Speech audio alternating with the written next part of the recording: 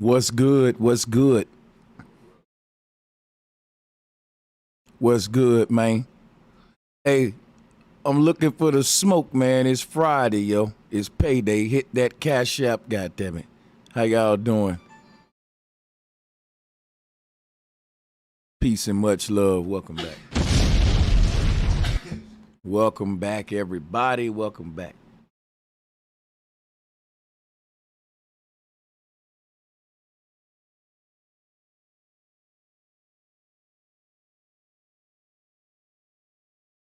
Open this round table up. Let the people get in the building, man. We're doing all smoke, all topics, y'all. All smoke, all topics.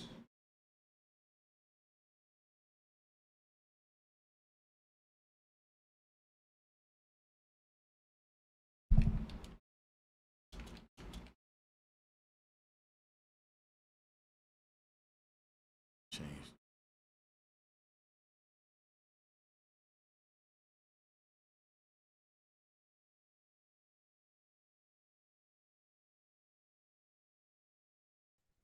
Yeah, man. What's good, Masquerader? Yo, what it do, bro, Sanchez? Man, I'm chilling, man. It's Friday and I'm on some laid back shit. I ain't. Yeah, man. Salutes. Yeah, man, salute to you too, man. Hey, check this out, y'all. We still doing video reviews and reactions, so you can feel free to hit a drop a link to my email. Links only. I ain't download nothing.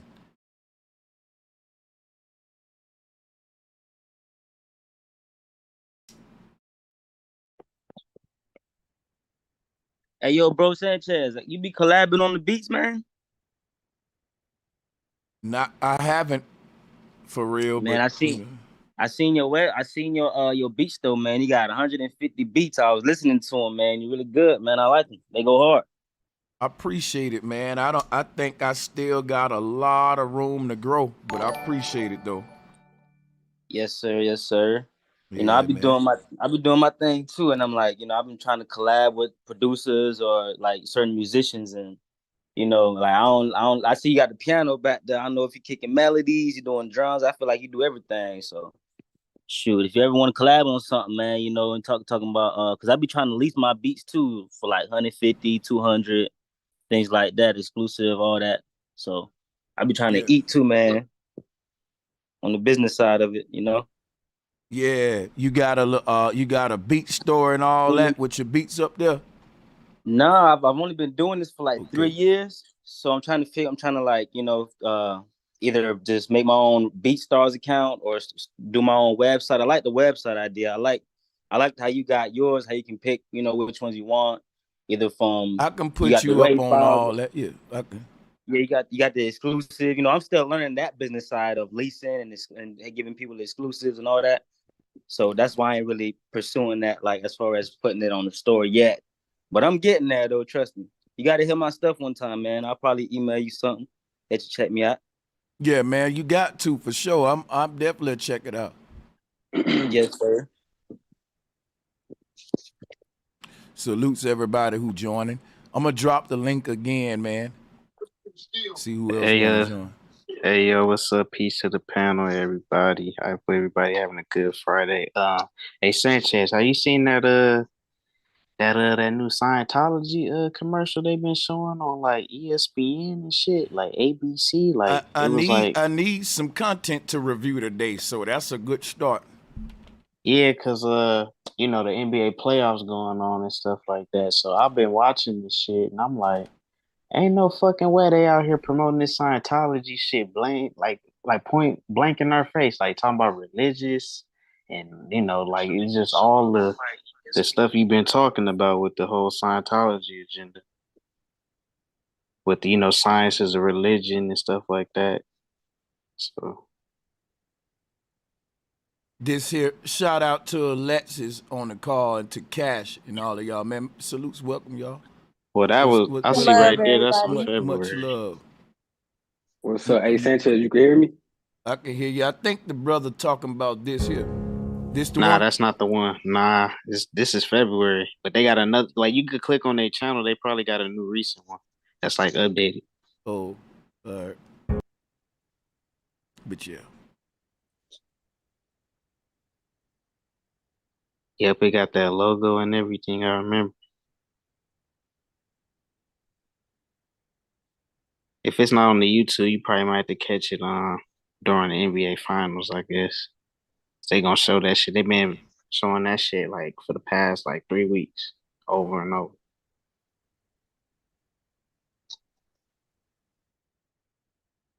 I was just reading their About Me page. But salutes to everybody on the call. We open ears to you all. Have the mic, have the floor. Yeah, I just wanted to hop on here and give you flowers, bro. I've been watching you since I was in high school and shit. Shit, you Wow, the only man. you the only YouTuber I didn't donate it to. You probably didn't see me donate to you a couple times. But yeah, I'm 25 now. I was watching you Man. since I was like 17, 18.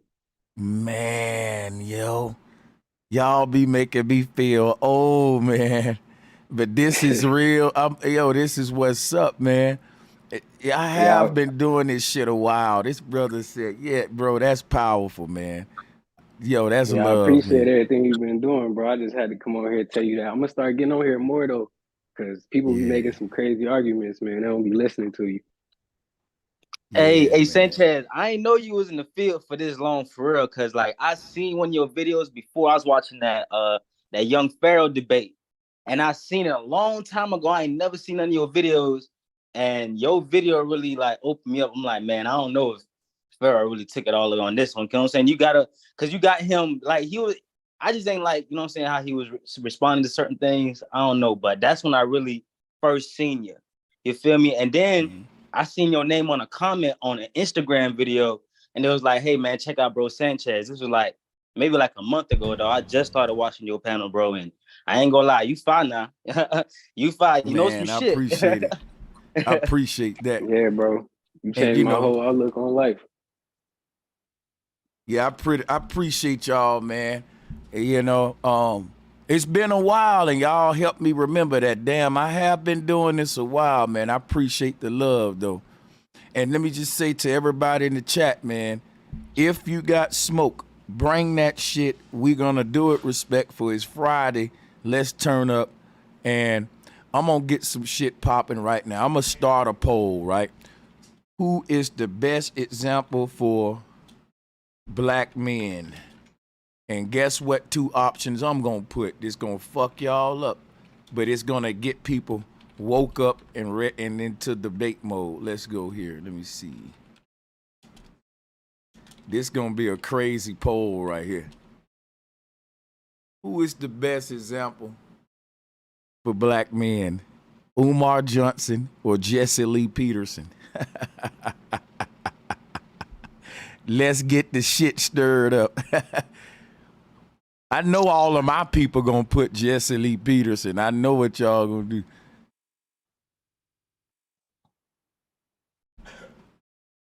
Salutes to the panel though, man. Somebody named Donald Trump Jr. trying to join the call. If you're a Trump supporter, if you're a Trump supporter, join. I got smoke for you. That's one of my smokes for y'all, buddy, Charged in White.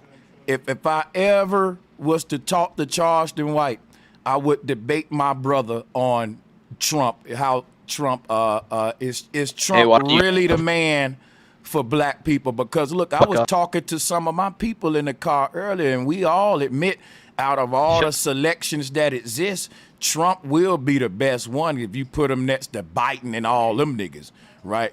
But Donald Trump Jr. We can get that smoke too. You got it.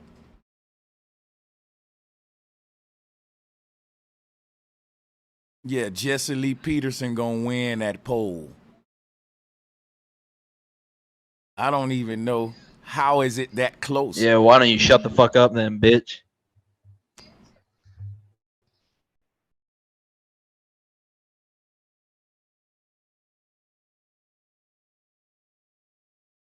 JLP gonna win that one. Unmute me, bitch.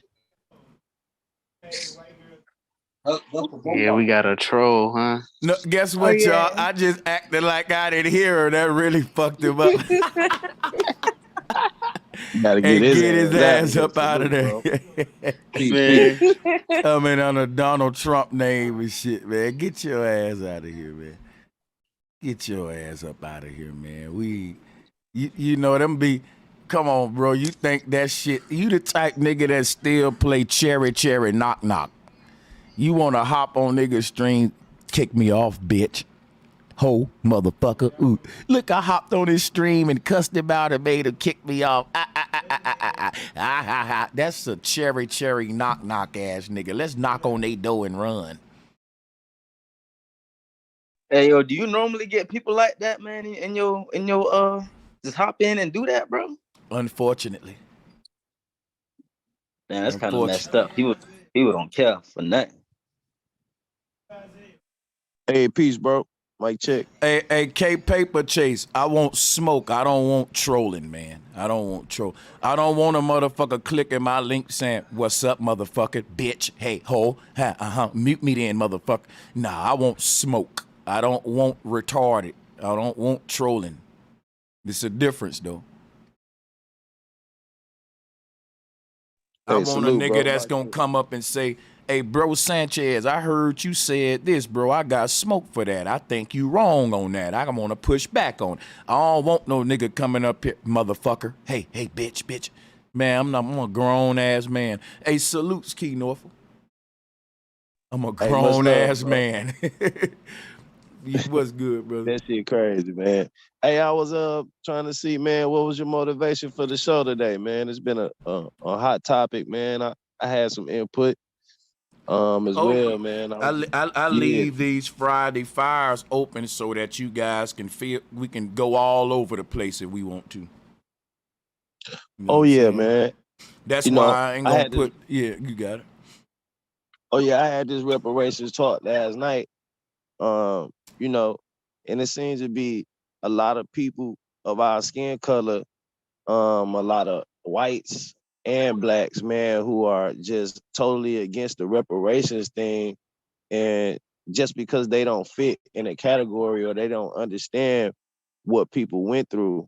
The discussion is not slavery or whatever. It's just been a total injustice. And I just feel like, why would these people show what they did and don't want to repay or don't feel like people should be paid? That's like me saying, I stole your money out your grandma's purse. And then when you ask for the money back, I'm going to get mad and say, nah, man, that was a long time ago type of thing. So I just think it's very undermining and it's very disrespectful.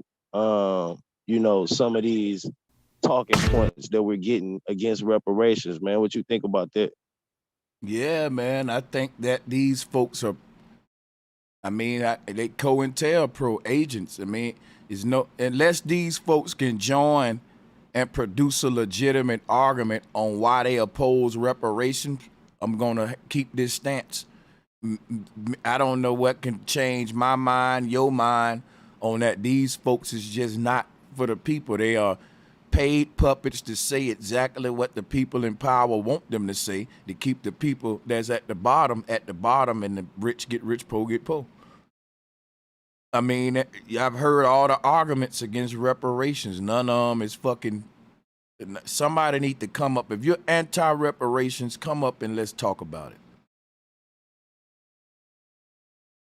You're anti-reparations. Somebody said they don't know who Jesse Lee Peterson is. Okay.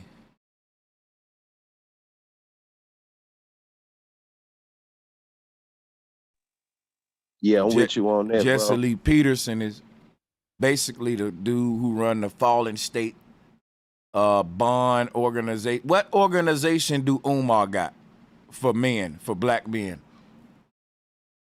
That's what I'm saying. I don't even understand how the vote is that close. I don't understand. If you voted Umar Johnson, come click the link. Today is Friday Fire. We're men, black men. It's a black community. These are the type discussions we like to debate and hold. Come on up. Let's talk, man. Ain't nobody gonna bite you. Click the link. and if you voted for Umar, who's the best example for black men, Umar Johnson or Jesse Lee Peterson? If you want to call right now and you think Umar is, speak your mind. You got it.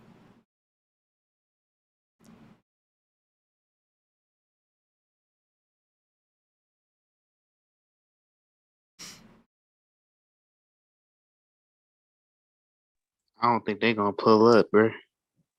And bro, I ain't even gonna lie. I don't even know who that Jesse dude is. I seen his face before. He looked familiar, but I don't know. Mm-hmm.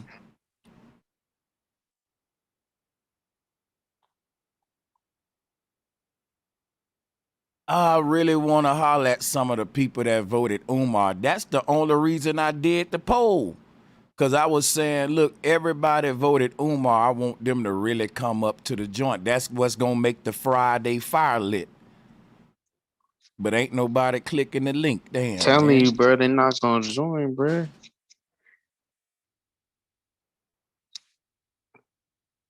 And That it's was just, bullshit. yeah. They ain't believe that shit they self. Well, yeah, when they come down to actually clicking the link and explaining why, that's when It's they're going hard. to, yeah. It's gonna be hard because then they're gonna bring up the school and all that other nonsense, and it's like school ain't been built, and you've been talking about that for 10 years. Yeah. Mm-hmm.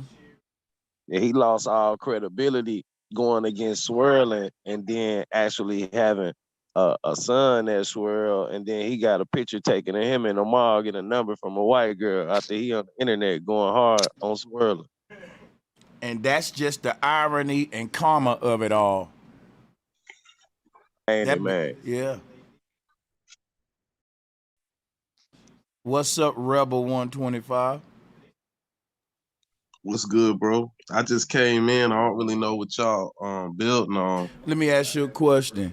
Who's the best example for black men if you had to choose Umar Johnson or Jesse Lee Peterson? I mean, I ain't gonna lie, I ain't no Pan-African. I ain't with all of that shit, so I'm definitely gonna say Jesse, man.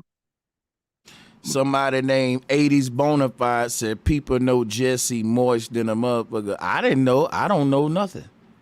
I don't know that ain't man. some shit. You heard Yeah. about that, right? You What? heard about that shit though, right? What they were saying. Yeah, I covered it too. I did a stream on that, and that was a bunch of bullshit. Though whatever, I took up for Jesse Lee Peterson on that. Yeah, I took up for him on that. Those dudes were a bunch of paid agents tripping. Come on, man. Them niggas was like the Me Too niggas. You know how they got these women's to come out and be like, yeah, Sanchez raped me too back in the day and shit like that. You know it's sad when you got a nigga coming out saying, man, Sanchez fucked me too. Like, dude, if we let's just think And about doing it this. and doing On it some last pause minute shit. too, Let's right? say we did do some little funny shit, some gay shit, right? And I'm just finna just put this, just pause, right? Example. It don't look right for men to now be, I don't give a fuck, nigga, like a man, that nigga fucked me too, man. He fucked you too. You know, that shit looked weird as hell with them niggas coming out with a Me Too video on a man and all of y'all mans. How did Jesse Lee Peterson trick y'all out your booty or beat you niggas up for some ass? Y'all some grown ass men. See, that work for women because a man can overpower a woman and shit. But it didn't look right when them dudes was up there trying to do that shit to this brother. That shit looked weird as hell. Yeah, he fucked me too. You know. All right, keep it real though. Just on some devil's advocate shit, right? Right. What if this shit was real? Bro, I don't believe no shit like that, bro. Come on, man. I mean, Think about this, right? Think about this, right? Think about this. Jesse Lee Peterson, if he's gay, right? He's a fucking millionaire, right? He's in a state where gay is the thing, nigga. He not nowhere from San Francisco. You think niggas in his position with money and all that got to be around? I don't even think the women be telling the truth about these niggas, let alone the men. Think about that. If the women lying most of the time because this dude is famous, he got a bag, like Bill Cosby, right? You think Bill Cosby had to rape all them women when his motherfucking show was popping, women was throwing they damn panties at that man? Come on. Right. So now when I see gay men start to do that shit to niggas online, come on, dude. Listen, it ain't a conversation, is it real or not? The conversation is, bro, you a grown ass man. How you let Jesse Lee Peterson bully you out some ass? That's what I want to know. So, You a Facts, grown that's what it man is. and them niggas got muscles and all that. These wouldn't know. And Jesse Lee Peterson, an older cat, like, come on, he tricked you. How did you? No, man, I'm not going for it. I'm taking up for Jesse Lee Peterson on this one. They trying to slander a black man who made some out of himself and doing some and building some for black men. And guess what? If you voted for Umar Johnson, click the link and come and let's talk about it. Everybody go ahead. If your mic is unmuted, please take the floor because we getting a lot of feedback from the hot mics. So can I choose neither? Nah, that ain't an option. You got to choose one of them. All right, I would choose Jesse, but just to throw this out there, that dude is a real coon, though, man. You can't deny that, man. What's a coon? A black man who's throwing himself to the white man at any cost. Okay, so let me ask you something. Are rappers coons? Yeah. Okay, cool. You're a real one then. If you gonna say he a coon and all of these other niggas is coons, cause let's say what a coon is. You said Jesse Lee Peterson is a black dude who basically tap dance for white dudes to make black folks look bad at white folks' expense and boom, boom, boom. There you go. Okay, so let's say that's true. That's what rappers do. That's what comedians do. You can't really name a personality online right now that's big in the black community that ain't doing what you just said. That's a fact. That's a fact. But then I want to make the argument to say Jesse Lee Peterson is what I call a justified coon. See, what that mean right there is he's cooning for the right reasons. You know what I'm saying? If that make any sense. To motivate niggas to get out of a victimized mentality. But when you go so radical with that, it becomes cooning. Yeah. I agree with that. He's trying to incorporate the white people and make it seem like they ain't really the problem. It's really us. And you know what I'm saying? He talk about black people in a way that he wouldn't talk about white folks. But it's like what you said, just to motivate people out of that mind state, because it's not really their fault, it's really our fault. Yeah, so But y'all agree it's 50-50 kind of? I want to hear y'all weigh in on it. Yeah, go ahead. Like I was saying, like when y'all say it's 50-50, like yes, we have the white people oppressing us, but then also we make it worse on ourselves because we already know somewhat like who's the enemy. But we don't really, formulate strategies for, solutions. We just sit there and wait on, politicians to change stuff when we could, like you say, be boots on the ground with it, like ground roots. But, it takes a committed effort to, fulfill that. So. Yeah, man. Somebody said both. See, the reason I chose them two is to provoke a conversation. And I'm hoping that y'all are, you know what I'm saying, give an analysis on the two. Because, Umar really goes after Jesse Lee Peterson a lot and say that he's a big coon and all that. But then I'll be like, well, shit, Umar, he's doing more for black men than you, brother.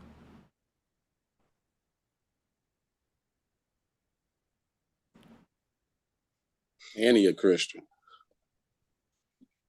But listen, the man got an organization where he's helping men in his community, and he ain't asking people or nothing like for donations and shit with the shit, unlike Umar.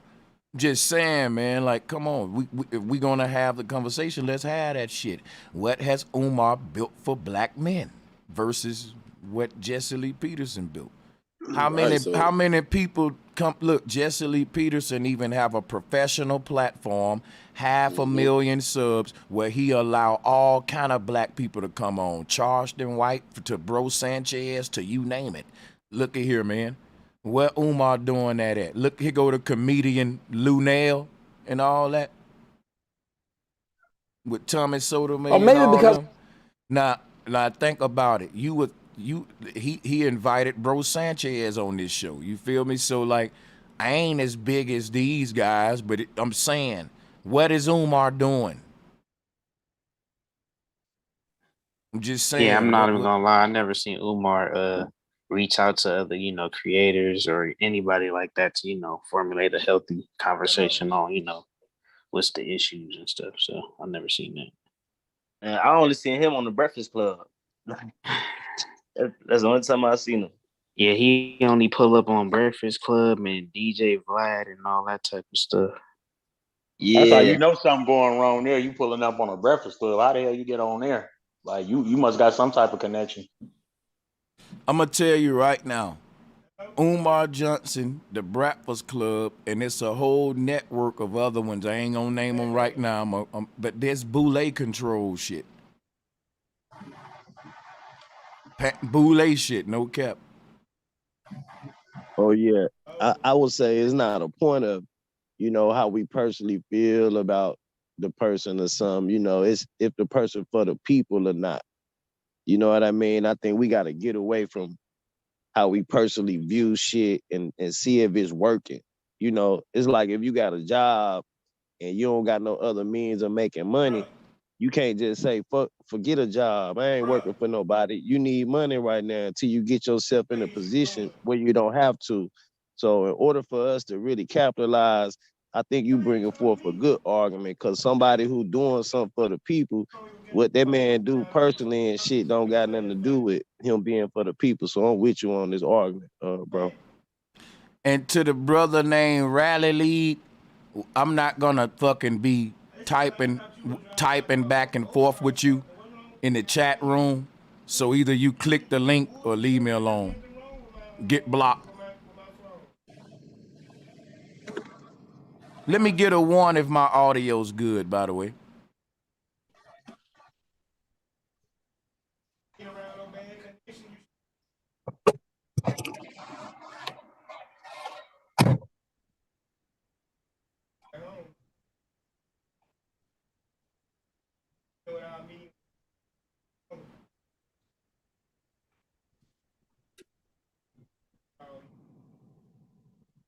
Who we got on the call, y'all?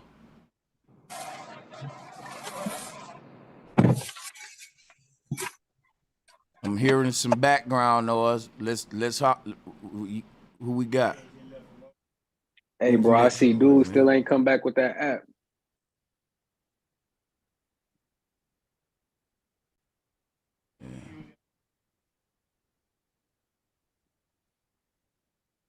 Yo, what up, bro, Sanchez? What's good, man? Talk to me. Chilling, man. Hey, I got some propositions for you. I got some designs for you. I already know what type of stuff you looking for, and I'm doing it for free for you, bro. That's out of love. I don't mean to cut in, but you do thumbnails and stuff like for YouTube. I do everything. I create websites. I do the marketing. I cut your videos up 100 times.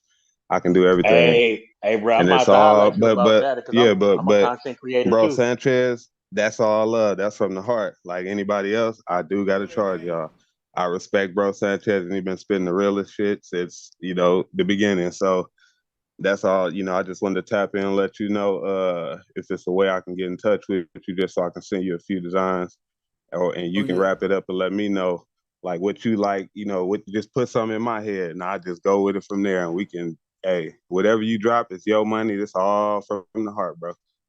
Hey, man, I appreciate that. Much love. I appreciate that. I'm Oh, yeah, for gonna sure. reach out for you on that, man. I appreciate that. Yeah, but I'm Hey, gonna stay on the bill with y'all though. Is there any way you can put a link in the chat room or anything so I can follow you so I'll be able to hit you up on that? Because I can use some, I'd be able to pay you something, man, for a thumbnail or two. Okay, that's cool. But I definitely I get need you right. a new redesign for my YouTube and all that. So Yeah, man. I get I definitely look out for I you. get you right, for because that. you on the panel and you tapping in with Bro Sanchez live. So yeah, I would definitely, you know what I'm saying, get you right. But like I said, I'm gonna have to, put a little bit on it, but it'll be for the low. But I'm just giving this out to him. But anybody else, hey, y'all gotta hear from Bro Sanchez first. You know what I'm saying? If he give my link out and he let y'all know that I'm solid and he like what he got going on, then hey, we go from there. Man, All I'm right, gonna bet. But definitely I reach got you. out. That's love. I appreciate that. Oh yeah, for sure, for sure. I don't want $1 from you, bro. I just want to see you make it. That's what we out here for. But yeah, we can get back to the build and get back to whatever we chopping it up with. But I'm finna put that link in there for y'all. I'm here today to be devil's advocate for Jesse Lee Peterson. A lot of Oh, folks say okay. Jesse Lee Peterson is a coon and all that, and I just decided to weigh him up against Umar just for argument. But we can come up today if you guys want to weigh in on either the two. If you got smoke on Jesse Lee Peterson, then yeah, weigh in on it. I was on his show and I rock with him.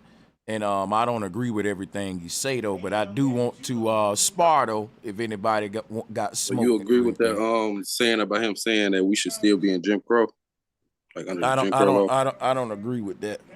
Nah, hell no. That's the kind of shit that make Umar Johnson get triggered. Yeah, he probably be saying that to make people talk and discuss that shit, I guess. I don't even really think he would agree with that shit. I don't think so. I don't know for sure, but that is kind of extreme. Like that's that radical approach he was talking about. Jesse Lee Peterson saying during Jim Crow times, black people was more united. They was more economically together and all that, and he's right about that. But y'all, that's the perspective he's saying it from. A lot of folks don't get it. They think it's like he want them to be beat up. He want the dog sicked Yeah, on them. That ain't what he's saying. During that he want the time, hose pipe pulled out on you and shit. nah. Yeah, What he's not that. saying is Yeah, during that time when all that was happening, blacks were more united and more a stronger force. When they stopped doing all that, we killing each other like a motherfucker. that is true. We don't need each other for real. That's why back then Like we did need each other back then. we had no choice. Like you could kind of put that like in perspective, like with the prison system, like all the blacks got to be together because it's against everything else. But that's an issue in its own right. But I get what you're saying. Like it was a different paradigm in that time when Jim Crow was around, and then now the paradigm is like you say, it's more divided. We can't agree to disagree on certain things for the betterment of our own people and stuff. So But I don't think Umar. Hey, peace and love. Oh, was y'all saying something? I wanted to put my 2 cents in, but I can wait. Nah, you can put your 2 cents in. You got it. So I was like wondering if we can if you can do a segment where you allow the people to promote their business on your platform. I do have a business where I sell energy tools. I wrap crystals in pure copper, teas, and all the little things to help with your mental and your ascension process. And I don't have everything, like my website not up to code yet, but I was just thinking damn, it'll be a dope idea if I sent Sanchez some gifts where he could be rocking some crystals on the platform, and where the people on his platform can just tell everybody what they got going on for the the service, the community, and things like that. What you think about that?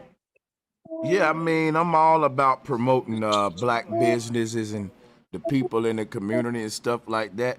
And in every show I do, if you're a business and you got something going, you can just hop on and promote it too, no matter what I'm doing. But I do need to maybe dedicate a show just to let everybody who got something going on to just come up and rock with they shit. Like the last dude who reached out to me with the thumbnails and stuff and different stuff like that. You know, it's a bunch of folks doing little stuff. Masterpiece got his own juice company. You got your thing. I might just do a show and let everybody with their businesses and shit just come up and promote it. Facts. A lot of folks do that, man. I should be doing that too. Definitely, that would be dope.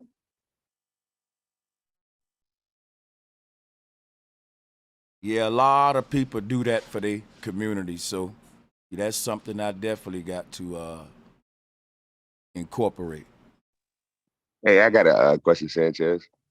Mm-hmm. I sent you a video. I don't know if you got it. I sent it to Facebook. So me and my girlfriend, we were on our way home from work, and we observed the sun, but there were clouds directly behind the sun, and I have like actual video of it. I was wondering if because I believe in flat Earth, so I was wondering maybe you could elaborate on that. Yeah, I only take the links through my email. Talk to brosancheztv@gmail.com. All right, I could see there.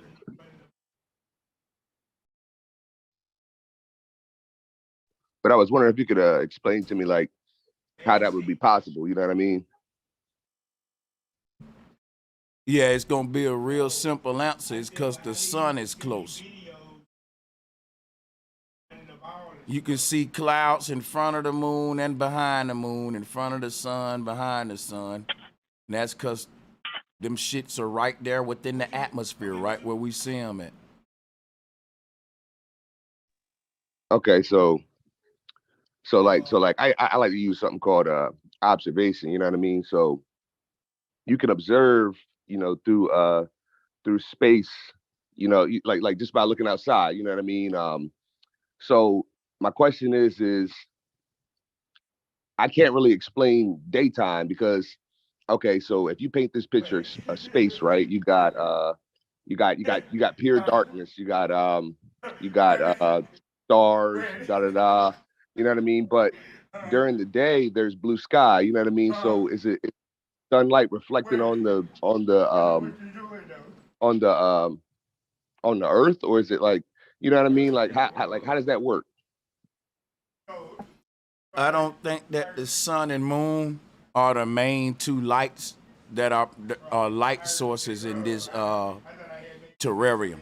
I think if you got rid of both of them, which if you did, we wouldn't exist. But just hypothetically speaking, like for example, during a total eclipse, right? The sun goes jet black. It's still daylight.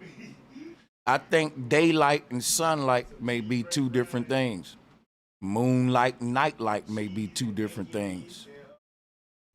Now Right, that may like sound crazy, but I'm saying during eclipses is not just total darkness. So that means that the sun and moon are not the primary sources of light like we think.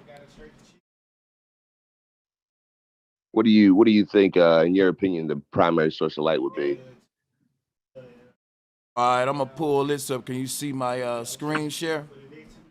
Yeah, I can see it. All right, I'm gonna show you something real quick. Yeah, definitely, man, because this been weighing on my mind for a couple of days, man. So I've been trying to get a hold of you, but I know your channel be busy, man. Everybody be trying to get through on here, give their inputs on reality and all that good old stuff.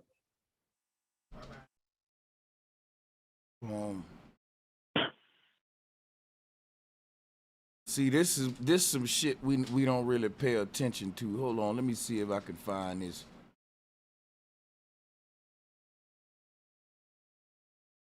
Bear with me a minute. I didn't know where we was going today, so hey. You good, man. Hey, I'm just glad I can get my question answered, man. I really appreciate it, man. I really appreciate your show too, man. It helped me out a lot. Here we go right here.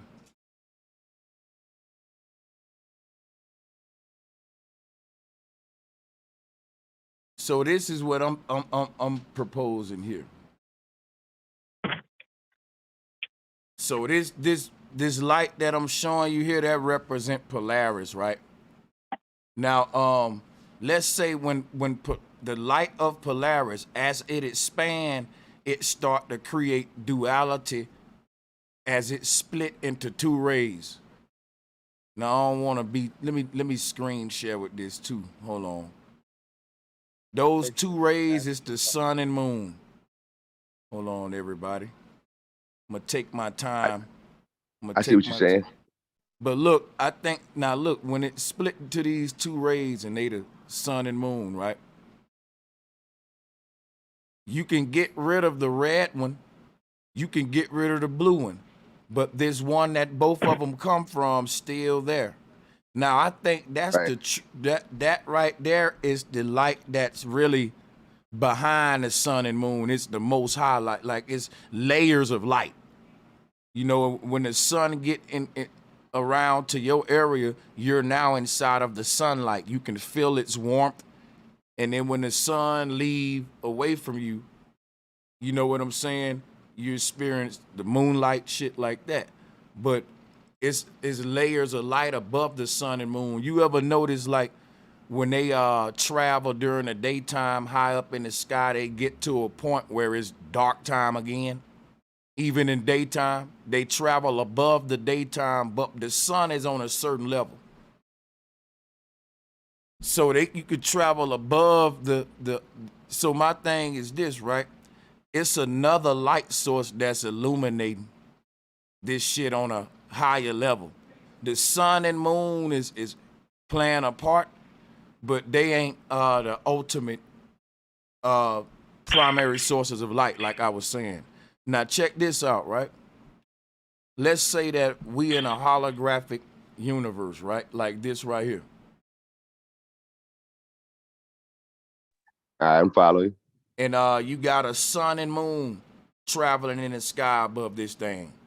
If you got rid of what we call in the sun and moon, hypothetically speaking, right? The light of the hologram itself will still be there. I got you. Okay. Yeah. So you see, just like we have an aura, this holographic, you can kind of see it in this artwork here, like a faint little. That's what we call in the blue sky. See, just say we're on the ground right here. We looking up in the sky and we saying, man, it's blue up there. But when we go up there, guess what? We can never make it to the blue. It's clear blue. We can never make it to this blue part, right? And no matter how high up you go, you see the blue, but where is it? See, the blue is the auric light of the hologram itself right here. You see what I'm saying? Yes, I got you, man. I got you. And the same thing with the ocean, too. So we look up, and we can never make it to the blue, but the blue is the auric light that's coming from the whole simulation itself, like we see here. And then we reach a point where we can't go no further and we're pushed back down because check it out. We're made out of the light. We're made out of the same light of this simulation. We walking around and you're trying to leave the light source that you're made out of. That's like the light that's coming out of a flashlight, right? Trying to leave the flashlight when the flashlight is the source of the light. So when we travel up into, just say we on the ground, we travel up into this blueness up here. And we reach a point where our technology failed. We can't make it no further because at that point, we're leaving the light spectrum of our world. And we're made out of the light of this world. We're holographic projections ourselves. You see what I'm saying? So it's like, how can the hologram escape the source of light that's projecting it? You get what I'm saying? Yeah.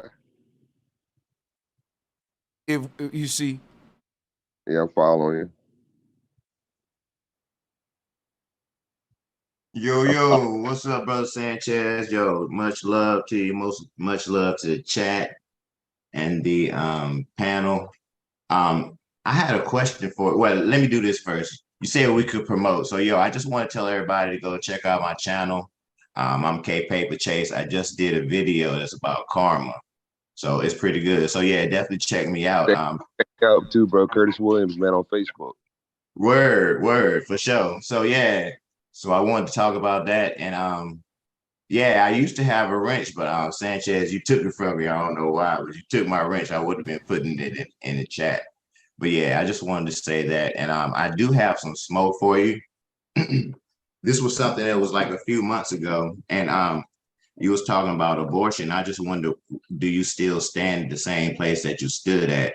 Because when we kind of went back and forth of it, you was like, I guess the government should be able to be involved, and tell a lady what she can do with her body as far as, what she gonna do. Do you still agree with that? I ain't say it again. Yeah, I was wondering, did you still agree with that? Do you still agree that you're pro-life instead of pro-choice? Pro-life versus pro-choice. Yeah, so you believe that a woman shouldn't be able to, terminate her pregnancy? I don't agree with abortion and shit. Yeah, of course. Okay, all right. So yeah, so it's kind of like it's kind of funny though, because I'm wondering. This is just a question I got for you. If something happened, to your wife, and she had to get one, and she could get one, and it could save the baby from complications, but the doctor was like, "Yo, this is a law; she can't get it." Would you actually like not let her get it? I mean, if it could put her health or something like that in danger.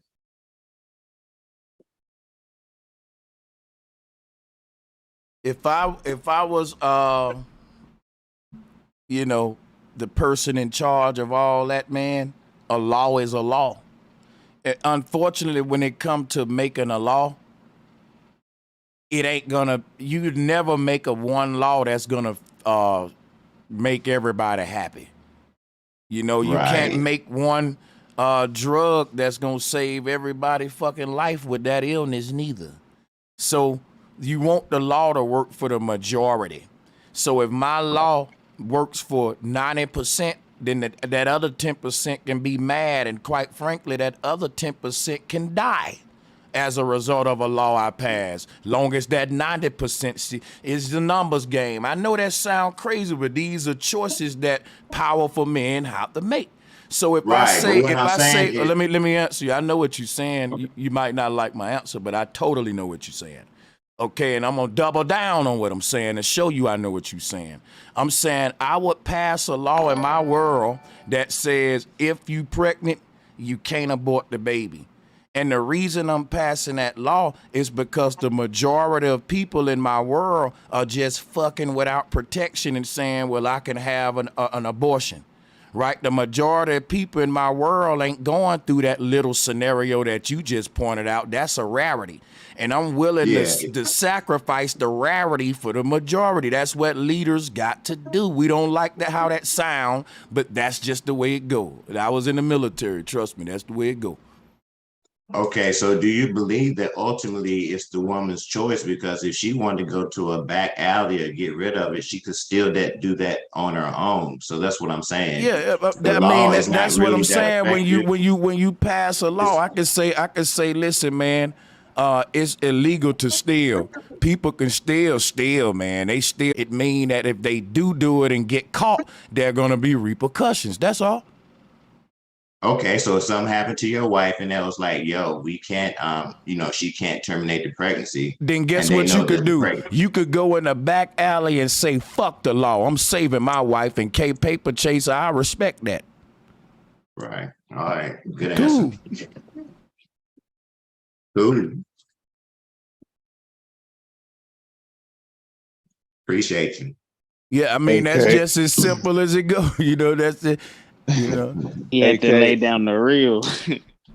Hey, if your mama, she got mad at you and she told you she was going to abort you, how would you feel about that? How would I feel about that? How would you feel about that if your mama came to you, you was doing something, and she told you, I wish I would have, I almost aborted you. How would you feel about that? Yeah, I wouldn't feel no kind of way about it because it's just nature. It balances, nature don't look at, what's good or sad. So I guess. So your conversation is irrelevant on abortion because it's nature. A woman got her own choice in life. Whether she go to a clinic and put it on a piece of paper or to a back alley, it's all nature, right?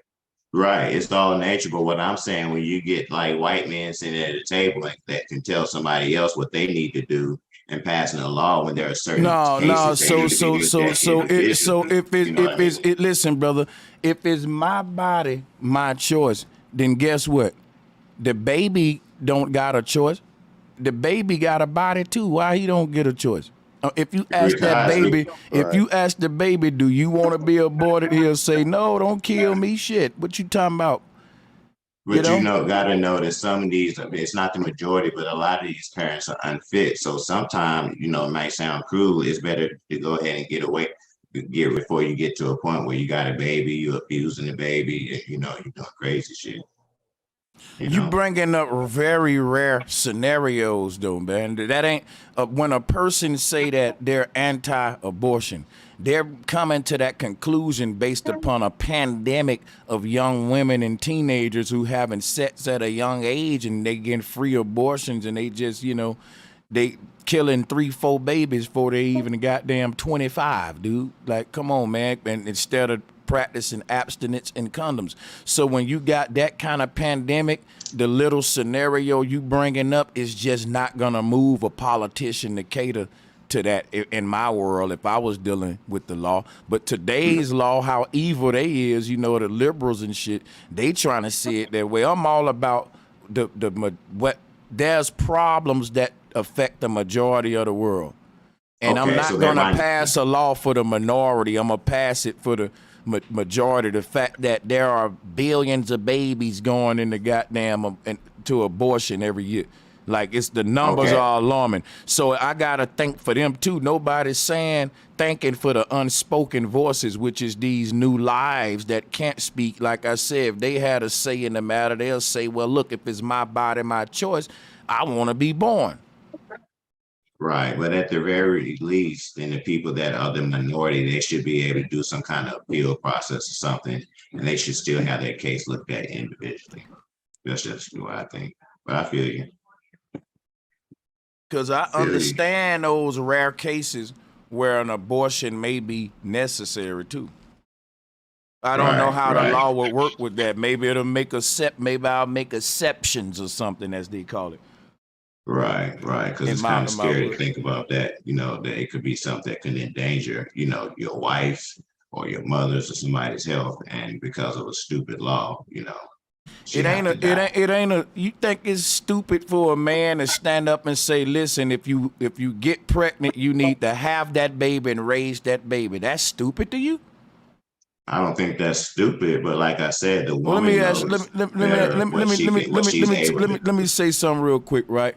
Back in the day, right, before we had all of these fancy medical doctors and all that, having a baby risked that woman's life, and there was nothing she can do about it. If you didn't want a chance at death, don't get pregnant, because back in the ancient days when we was thriving on this earth, you didn't have a fancy white doctor to say, hey, let me kill your baby for you. Let me do this pill and this shot, and let me put this up in your pussy and pull the baby out. And you didn't have all that. Let me tell you what happened back in the day. If your ass got pregnant, that was only one way that baby was coming out of you, and that was through the pussy, and whether you liked it or not. So guess what it made you do back then? It made a woman really decide before she opened up her legs. It made a man really realize, damn, do I want to skeet here? Because now ain't no condoms back then, ain't no abortion.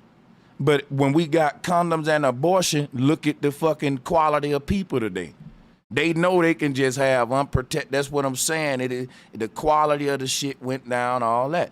And so people back then was having big ass families with 10, 12 children in them. That was normal. And they wasn't no abortion and all that shit going on. So my thing is this right here. We make arguments about abortion today with this whole my body, my choice shit. It's your body, right? And my thing is, you really don't got the choice to do what the fuck you want with your body. And that's just the truth, because there's other people living in this world with you, and the things you do with your body can affect them. So that's a selfish ass mentality. My body, my choice. That's a childish mentality too. And a man ain't got no business standing behind no shit like that. Yeah, that's crazy. Because back in the day, if you really think about it, all the older women, they used to scare the shit out of the younger women and tell them pregnancy, when you had a baby, it's gonna feel like this, 1,000 knives, all this. So that was just another fear tactic that, nowadays the little girl can go around the corner and run from. So your argument, you ain't really arguing with nobody but yourself, because everybody, like, once again, everybody got their own choice, man. You said the white man at the round table, so you know that. I'm pretty sure it's a lot of people, females, young, old, they all know the white man at the table, but they still make that choice to go sign that paper and do what they got to do. And you watch Bro Sanchez, you already know the soul builds from a sperm. As soon as it hit the egg, so it's like, if that's the case, then they know exactly what they're doing. And if you was in a bad situation and your baby mama came to you, bro, and she was like, hey, we ain't right now. It ain't the right time for a baby. Life is hard, all this. Then you got a big decision too. Now you can tell her your theory, but that don't mean that she's gonna listen. If she got her elders and elders and her father and everybody in her ear, she can still go do what she got to do. You get what I'm saying? No, but And the argument ain't if they can kill it or not. It's the argument, do you stand for it? But do you agree with it, was what he was asking me. I got you. Can I chime in, man? Go ahead.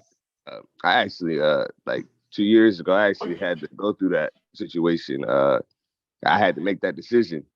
I already got 2 kids, and I was gonna have my 3rd one, and me and her, we just came to the agreement that we can't do it. So I actually had to pay like $400 to get the procedure done. But you know what I mean? We ultimately just came to the decision because of finance reasons. You know what I mean? It was a hard decision, but it actually, I'm in the future of it. So it actually, it actually wound up being a good decision. You know what I mean? So I guess it's all about, man, just how you feel about the decision when you make it. You know what I mean? Like what Sanchez is saying. I feel you. Feel you too, bro. No disrespect. You know what I'm saying? It's a decision you had to make. But like I said, at the end of the day, it's still, it's one of those decisions. If you had to stand for it, you really, really in your heart, you probably think like, man, I wouldn't do it, but it was a decision you had to make. So even if they got the little movement, you know what I'm saying, going around where it's like pro-abortion or against abortion, it's like, it's going to be certain, you can say you're against it all day, but it's going to be certain situations like. At the end of the day, if your financial situation ain't right, I mean. Yeah. And then also, what can you do?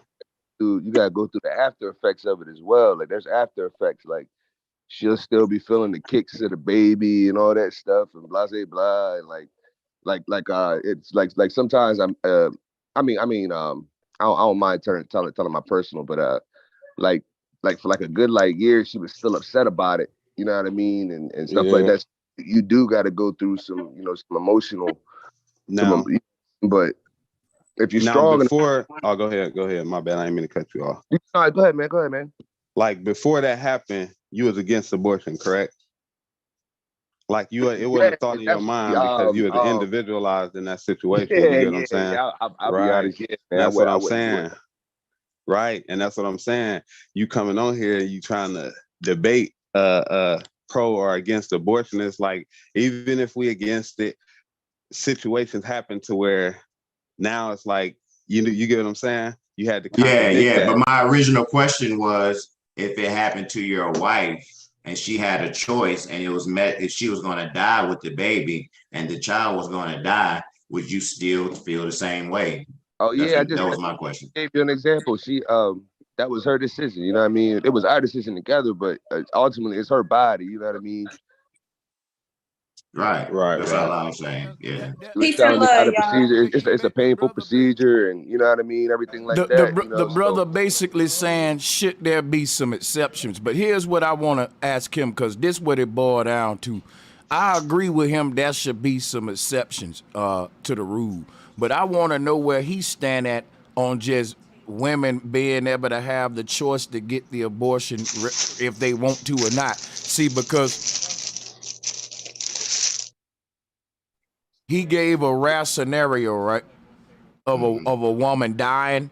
And in that scenario, even me myself will say, well, that's an exception, right? If I was a lawmaker, I would actually have those rare scenarios an exception to the rule. Right. That's just been, you know. But what I want to know from him is, do he feel like women do have, it's my body, my choice, and fuck all that. If a woman want to abort the baby, then she should be able to do that no matter what a man's saying. Like, that's what you feel like?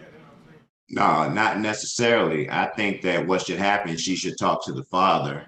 And if the father don't want her to get rid of it, she shouldn't be able to get rid of it. Especially if he's gonna step up and be the father to the child. You know what I'm saying? Yeah, So, I agree. you know, in those cases, it's just, you know, that's how I feel. Yeah, I agree with that. Woman, I don't really support abortions. I do have 2 children myself, and if I was to come across a situation, and this is just personal, where it was either me or my child, shit, it'd be me for real. You feel me? And that's just me coming from like a woman perspective who really, you know, love her children unconditionally. And yeah, I don't think that abortion shit is right. I feel like it should be obsessions for people like who get raped or something, like a rare case, like Sanchez was saying.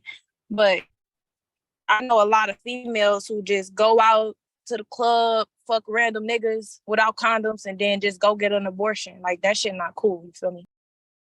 Yeah, that's definitely abusing. I got a question for you. So you said you got 2 children, right? Now you said Right. if you were on the verge of having your 3rd one, you would, and it was a choice between you and your child, you would take yourself. So in that case, you would leave your other 2 children who you've already built the relationship with, and this, that, and the third. I mean, like, I'm not trying to, you know what I mean, say nothing crazy, but that baby isn't even existing yet. You know what I mean?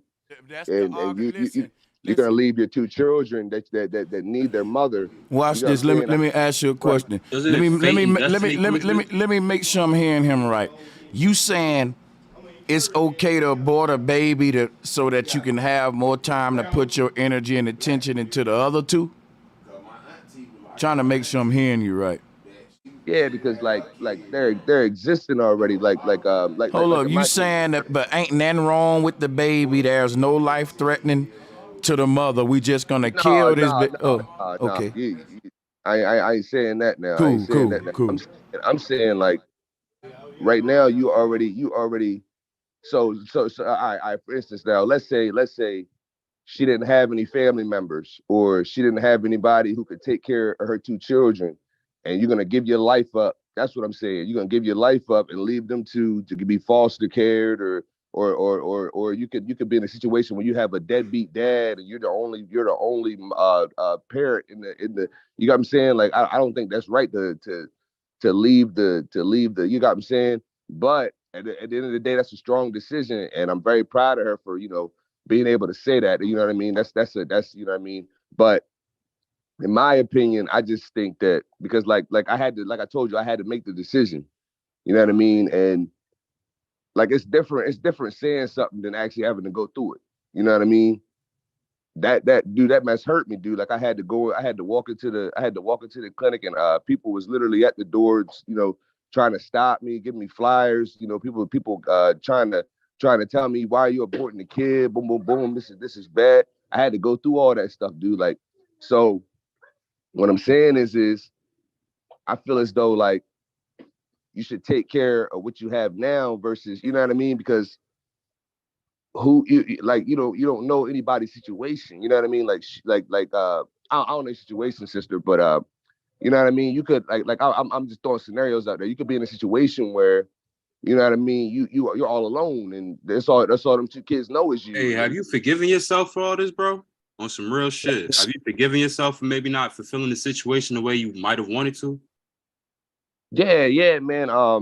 I had to go through a lot. You know what I mean? And Guys, yeah, I'm being serious right now. I had to, Dead serious. yeah. I appreciate the question, man, and I'm gonna give you an honest answer. Okay? I had Can I to. ask a question real quick, guys? Wait, Yeah, hold Go ahead. up. yeah. Hold Let up. him go. Let him go. What's All up, right, thank you K-Dub? so much. First of all, bro Sanchez, I'm a big fan. I've been listening to you for a long time. So if this question is for you, by the way. So if it's a little bit left, please don't let it color your perception of me. But moving on to the question real quick, because I'm a big fan, and it's flat power up in here. But if we Flat want to pop. come, so this is why the question is left, right? This is why it's left, because I've been listening to like the kind of theme of this conversation today. It's nothing about flat, blah blah blah, which usually might be. But my question, because we're talking about abortion, which is about pretty much babies, letting souls in here. If this place is technically the Matrix or Soul Trap and these things that we talk about, are we not saving these souls by not letting them come in here? I mean, Well, this place let me is. show you how you would do it. Let me answer you real quick. You wouldn't save the soul, right, by skeeting it into a vagina, waiting on it to get the stomach big, then say, hey, kill it. You would save the soul by saying, I'm not fucking no more. But technically, in this meat avatar, this meat suit that we're wearing, we can't I'm say we're answering not you. gonna fuck Think anymore. about well, then you can't say you want to save a soul, because what I'm saying is, if your goal is to save a soul, like you said, and you don't want a soul coming into this world, why would you even risk it with fucking? You would have to look in the mirror and say, you know what? I wanted to save souls, but that pussy too good. Fuck all that. You can't do them both now. Either you got to give up fucking, or you can say, well, fuck saving souls. It can't be both. You can't say, well, I don't want no souls to come here, but I'm going to fuck with a rubber on because you just brought a soul here in the form of sperm, nigga, and flushed it, or you and a woman in a hospital. Think about what you saying, right? You saying, Sanchez, if you saying this world is a evil place and we should be striving to get to the next place, why wouldn't you promote abortion? I'm saying if I wanted to use a tactic to keep souls from coming into the world, that'll be crazy to tell folks to skeet in women and then have an abortion after the fact. You would have to really get serious with that and say, you know what? We got to have a snatch out law or some shit like that, nigga. You got to stop that shit before the sperm get to the egg, man. You can't let the sperm get to the egg and have a campaign of killing the after the chick get pregnant and abort. You can't. That's the shit right there. That's stupid. If that's your goal, right, to stop the souls from getting here, Afro. But go ahead.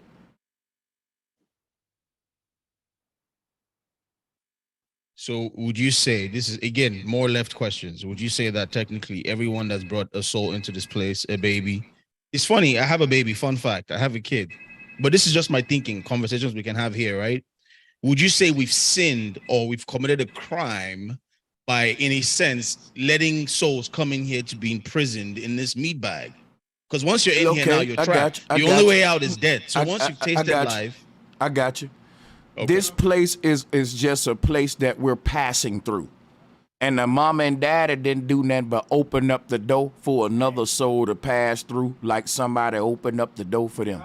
So it's like I'm going inside the store and I hold the door open behind me for the next person. They do it for the person behind them and vice versa.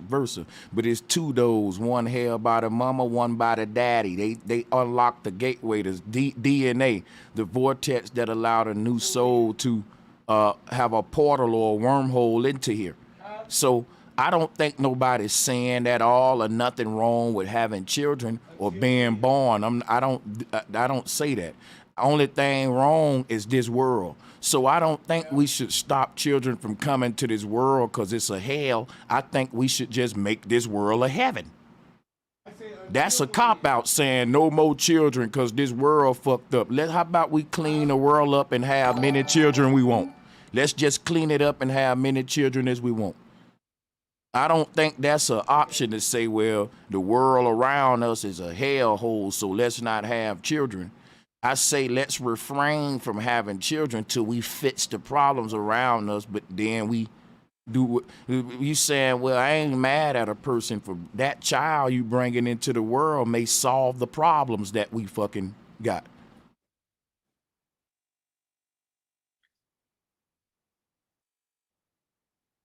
All right, makes sense. All right, I agree. I have to agree on that. That's just my thinking about,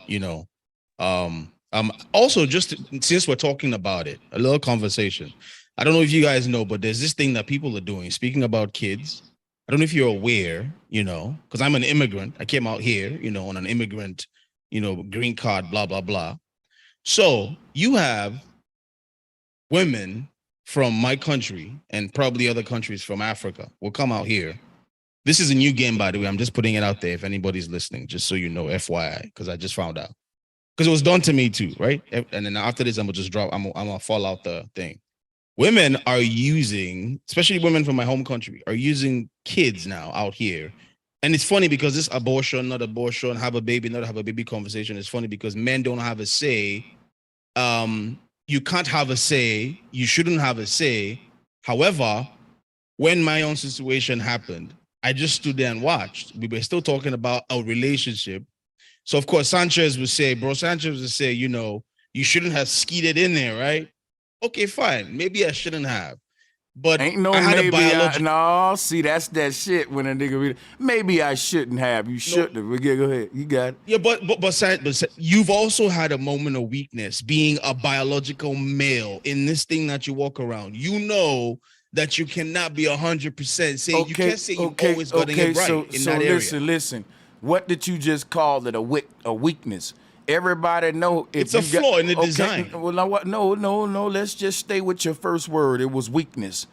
Every man know that we want to strengthen all our weaknesses. So we don't want to keep having that weakness and giving it an excuse.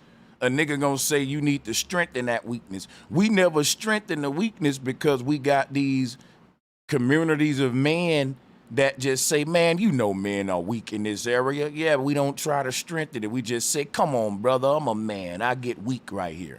If a nigga, think about it, a dude will lift a grocery bag and struggle with it and say, oh, shit, I need to lift weights and hit the gym.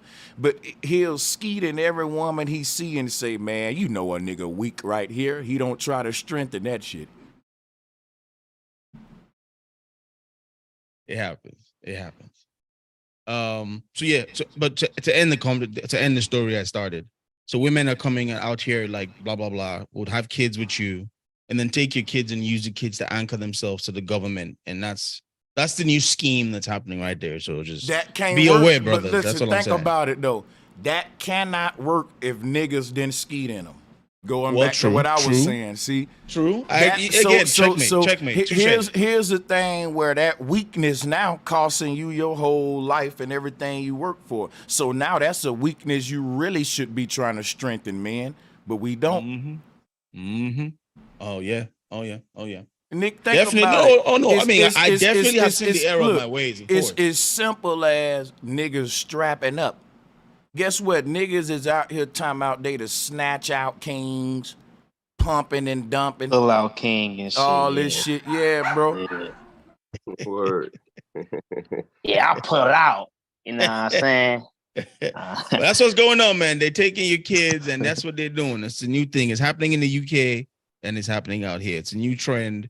It was behind the scenes. It just recently became like a trend on the news, and I didn't even know that that's what was happening to me. But anyways, so you're trying to say social media is like an influence behind why they doing that in other countries when there's been going on in America for a long time?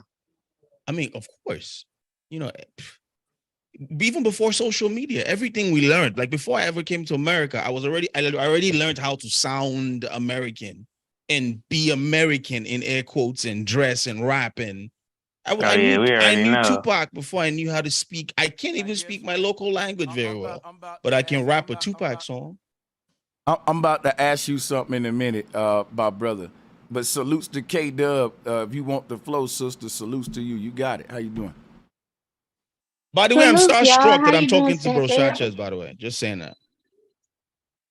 Salutes, bro. Salutes. I just wanted to add, And I'm sorry if my background is loud. I have my two kids here. But I just wanted to add, as a birth professional, whenever I hear this conversation about abortions, I always get a bit uneasy because, and I want to say, as a mother, if it came, and I have two kids, if it came down to me and my child, my pregnancy, I'm terminally, it's a chance, a 50-50 chance that I could die. I'm gonna be honest with you. I don't think I could leave my kids that I have here. And the gentleman who says you never know until you're in that situation, as a birth professional and seeing this with women more than usual, because it's not rare. Women dying in labor happens more than what people would believe. But the facts and statistics and what I've seen with my own eyes and experience is there. But to say what I was saying, I would choose my own life. Yes, and some might say it's selfish. Some might say you say whatever, but you never know until you're put in that situation. And I love my kids. I will lay my life on the line for them. But that's the ones that are here, if that makes sense. Now, if it's to the point where I have a chance That's what I was saying. of eradicating it before it happens, and then the child is going to be probably ill for the rest of their life, I wouldn't want to do that. I wouldn't want to risk that. And you wouldn't know until you're in that situation. You're going to be looking at the kids that you have here, your spouse, your whomever, and you're I'm going with to that. think, what the fuck? And listen, that's why I said Yeah, that will be rare exceptions to the rule. And I'm with I'm with what she's saying. Check this out though. I want to show you why when I say that's what I was saying. rare exceptions, it still wouldn't stop. Can I just rock with the K-Dub for 1 second, y'all? Hold on a second. I want to give y'all some numbers real quick. How many women die from maternal causes every year? 1,205. Now, my reason, if I was a lawmaker for passing the anti-abortion law, would be from this number that I'm about to read next. 750,000 teenagers get pregnant every year.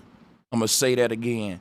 750,000. More than half of teen mothers never graduate from high school.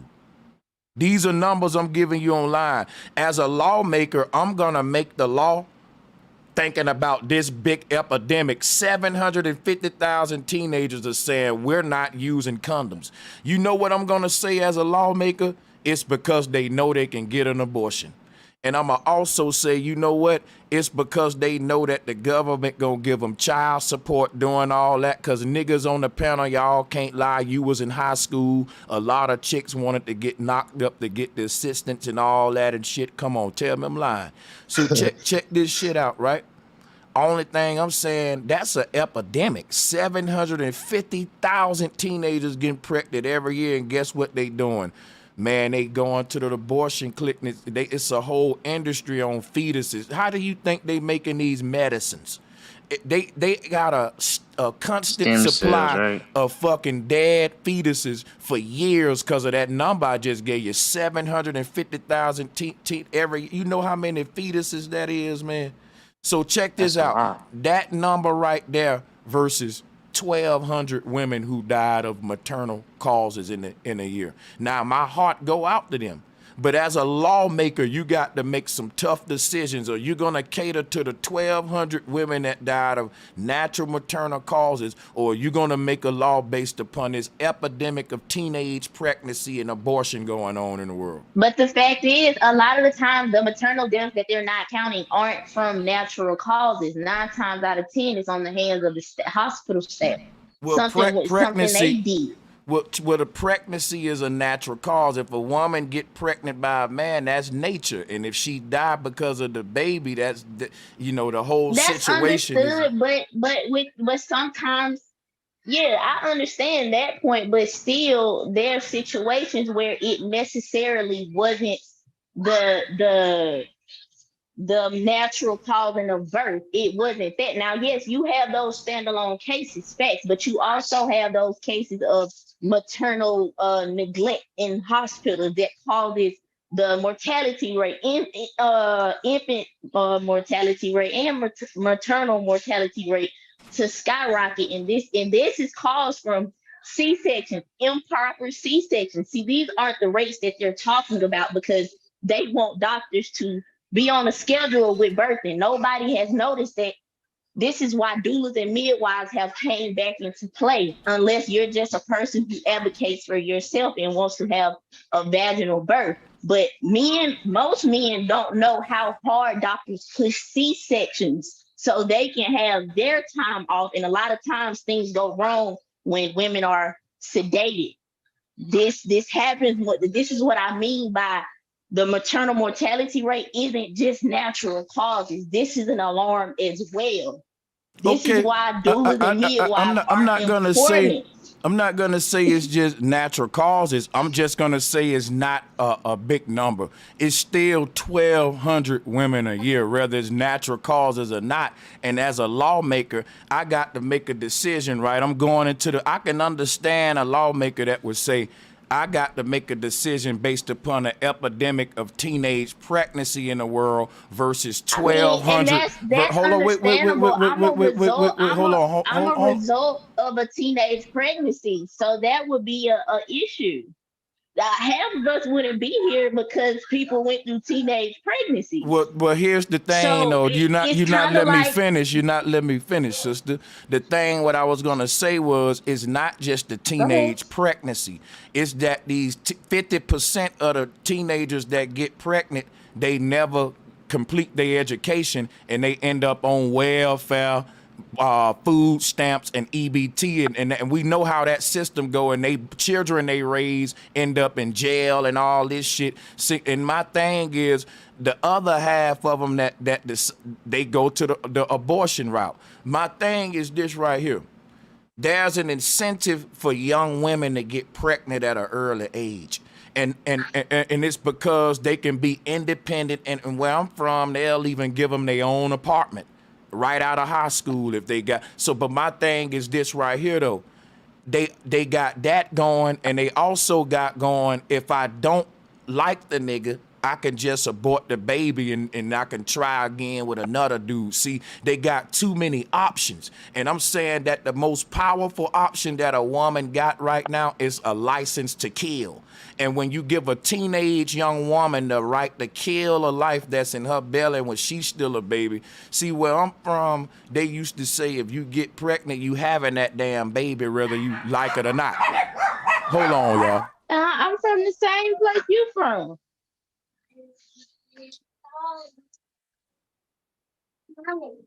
So what I'm saying is this right here, right? I get everything you saying. Hold on. Everything you saying, right, K-Dub? I totally get it, man. Like I said, the 1,200 women that die every year from maternal pregnancy, whether it be natural or unnatural, my heart go out to them. But if you were a lawmaker and you made a law based on those 1,200 women and just ignored the fact that it's 615,000, well, let's say 616,000 abortions every year. 616,000 abortions every year and 750,000 teenage pregnancies every year. Don't them numbers sound real close? Out of the 50,000 teens that's pregnant every year, it's safe to say 600,000 of them killing their babies. So think about that, right? If abortion didn't exist, what you would have is young people having a more mature sex life. They wouldn't be so frivolous with the sexuality. How I know this? Because in other countries where it's a different laws than over here, they fucking be married at a young age, raising a family, mature, a whole. We be still hitting the club trying to have orgies and shit. See, we over-sexualize because we got the options to kill our baby. In a lot of countries where they arrange the marriages where you can't fucking have abortions and shit, they don't have a high divorce rate. Over here, we got a high abortion rate and the highest divorce rate. We got too many options to kill if we don't want the baby. You can do. It's just that's what I'm saying. Now look. Can I say this? Got it. Can I say that I don't agree with people just free willy-nilly getting abortions. Let me start there. As a birth professional, that is not within my that's not something that's unsafe for you to do that. That's not okay. That messes up your reproductive system terribly. Secondly, just like any other time with any other topic, when it comes to these numbers and statistics, and as a person working in this field, I know that those numbers are manipulated. That's why it's kind of like I'm like, most of my clients are teenagers. I have young adult or older women, but they're teenagers. Here where I'm from, some of them can't even afford an abortion. So they're pretty much forced to have the child. They get them for free though. They don't have funding around here for abortions. Not here where I'm at. Either you gonna have that $600 up front for however far along you are, or you're pretty much done. Hey, I don't know where anybody else is. And you know what? Just think about that. The mentality that I had the baby because I couldn't afford to kill it. That's so crazy. Sadly, that is a reality, and that just did not become a reality. I'm 25 years old, and I know that was a reality years before me. So we can't act like, okay, hold on. We can't act like this hasn't, If you got insurance, you can actually use your insurance as well. They give you an option to use insurance. I just had the money, but they actually give you an option for to use insurance, so you don't have to pay nothing. But when I want, that depends on the clinic and if your insurance, again, your state. I know here, Blue Cross Blue Shield, Medicaid ain't paying for no motherfucking abortion. Yeah, Blue Cross Blue Shield and Medicaid isn't paying for no abortion. That's not happening. Shit, in Michigan, if you low income, off rip, they give you a discount on abortion if you're low income, and all you have to do is take. You feel me? So, so again, with these statistics, I feel like we have to look at demographic and location as to where this is happening, because it's not just young when it comes to the young teenagers, it's the church girls, the white men, the conservative Christians who pushing their kids off to the private abortion clinics to get their shit done too. So how can we get the law? This is what I'm saying. How can we get the lawmakers when they the motherfuckers who doing it too? So this is where we're coming in with the issue. It's never gonna go nowhere because the ones who putting the laws in for it, they're doing it. And also I want to add, like, what if you get the cases where the female has been raped, you know what I mean? What you know what I mean? Where the sexual act. All of these arguments come up when we talk about abortion, right? And that's why I said any law will have exceptions to it. That will have exceptions. Like think about this, right? You got the right to protect your house and kill somebody on your land. But guess what, dude? There are exceptions to the damn law, right? If the person turn their back and say, okay, man, I'm about to leave out your yard, I'm sorry, and you just blow their head off, you going to jail. Now, you may think, well, they was on my property, and by law it says you shouldn't have been on my property, I can kill you. Yeah, that's the law, but there are some exceptions. And unfortunately, the man had his back turned, he was leaving your property. Even though you killed him on your property, you should have let him go, so you'll go down for that one. So with every law, there's there's gonna be little fine line and exceptions to the rule, of course. And a lot of the things that y'all are bringing up, these are very rare cases that any lawmaker will make exceptions for those. Why? Because they're rare. If they were big things, he wouldn't make exceptions to the rule. But we make exceptions because why? It's rare. These cases are rare, right?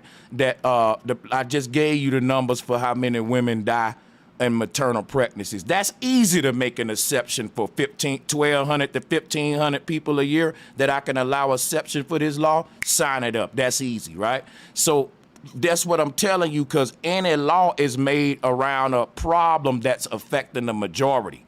So in that case, the law will still serve its purpose and affecting the 750,000 teenagers that get pregnant every year, but it also make an exception for the 1,200 women that, you know, they will be allowed to still do it. So it'll be a win-win. But what happens is the law will never pass because they will pass the law that we can keep killing babies. Because of the 1,200 women that die every year, they will go off that, which is backwards. And that is because what K-Dub said, these people like to kill babies. They need the fetal stuff to make medicines and creams. They got a whole industry on the black market for these dead abortion, these fetal bags and stuff. And we helping them out. Facts. Yeah, that is true. But back to what you were saying about like how like the best way to go about it is to not, you know, participate in having sex. Like, do you feel like we lost that art of not art, but like we lost that like discipline? 'Cause I think back then, like back in probably like the 30s and 20s and stuff, more people was probably like you say like more disciplined and more mature. Like they will wait till they ready to have a kid instead of just practicing, you know, casual sex. Yeah, back in the day, man, you gotta think like let's go back to the classical age. You know, people was into arts, spirituality, religion, and then you had sexuality and stuff like that.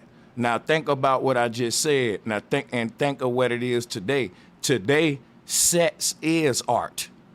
So if your sex now is the art, there's never a point where you're being creative outside of sex. If I wanted to make a hit song right now, I got to cater to the root chakra. The best shit that's gonna sell gonna be the sexuality, killing, or something like that. You know what I'm saying? So your art has become your fucking vices and it's like there's nothing else out here that where you could escape from. Shake your ass, you know, shit like that. You just oversaturated with fucking shit. You know what I'm saying? Music, so when you get creative in this sexual world, you still thinking like how I can creatively be sexually and shit. You never turn that off. That's part of your art. That's part of your you know what I'm saying? That's everything. So we in a very sexual culture, man, and people don't know how to explore nothing out of their sexuality. So that's just to answer your question, bro. You know, that's basically what the world. No, I was just basically saying like I was just pointing like piggyback, and I was saying like back in the day, like wouldn't you be like people was like you say in different countries, they younger, they have marriages arranged, like they don't have that many options, so they're like more disciplined. They can't just fuck around and just be like, oh well, I'm gonna have sex with this person, that person, that person. Well, if that person get pregnant, I could do this, I could do that, and I can go about my day like nothing happened. It's just like you say, it's frivolous, careless. It's like it's not even. It's like you doing stuff without caring. You can get a girl pregnant, right? and after 4 or 5 months of her being pregnant, y'all get into a big argument. And guess what she can tell you? I'ma kill your baby, bitch. Or she gonna and guess what? And she can kill your baby, and you can't do a goddamn thing. And she can say, "I told you not to play with me." And imagine how that shit'll make you feel, nigga. Mad as fuck. Right. So that's why I was having the conversation, because that's the power I want to take away from young women. I don't know where we ended up with the bill, but that's all I was trying to go with the other sister with the whole abortion shit. That's a lot of power for a young teenage girl to have. We don't understand. She'll use that on that young boy like, look, nigga, fuck you, I'm killing your baby too, nigga. Like use it as a weapon. Like retaliation type of feel because she got mad about an argument, you know. Yeah. Yeah. Like type of black. And then might cut out, but yeah, I get what you're saying. Yeah, like you said, it's some exceptions and then it's some stuff like that. So like you say, like you gotta go with you know the majority aspect of you know what can benefit more than less. Yeah, man, that's crazy. So, but any more thing, man, that's on y'all mind today? Salutes to everybody, man. What's good, Yeah, I Jesse wanted to get back Jones? to that son thing, man. I sent you the video, Sanchez. I'm gonna have to start charging $5 per video play. No, I'm just fucking with y'all. Brother Sanchez, how do you feel about polygamy? I think that polygamy is way better than this new shit where they saying men should be allowed to cheat. No, men should be allowed to have multiple wives if that's what they want to say. Like polygamy is how you do that, and that ain't cheating. I think boys cheat and men practice polygamy. But you know, they want to turn this thing to where cheating is the man thing. But yeah, I think polygamy is I don't have nothing bad to say about it. It's some people in polygamous relationships that are making it work better than people that's just in traditional ones. So, you know. Do you feel like the monogamous relationship came from like them trying to do population control, or which one you feel like always been around more or longer, if I should say? Well, I think that the traditional way been around more, but polygamy, see, just to keep it real, and every man know what I'm about to say is true. Polygamy ain't for the average nigga. You really got to be a certain kind of guy to be in a polygamous situation. And this would be a guy that's, it ain't, I know what y'all finna go into pimping and shit like that, but that ain't where I'm finna go. That's part of it, right? But what it basically is that's some shit that had to be in you from a young age. You got, like, I grew up with certain dudes that every girl they ever met and dealt with, no matter how deep in love they are with them girls know that them niggas got other girls. It's no secret. They know, oh, you fuck with him too? And that's just the kind of nigga they is. And then, but most of my niggas in the clique ain't like that. Most of them will have a main, they'll have a chick that they hollering with, you know what I'm saying? And it's just out maybe one or two niggas out the clique that just got it like that. And these niggas know I ain't lying. Right. But you know, they ain't gonna even cap, his name man. Bobby Knight. You ain't got it like that, man. Let's not cap, man. Just fucking with you, bro. His name Bobby Knight. Calm down, Sanchez.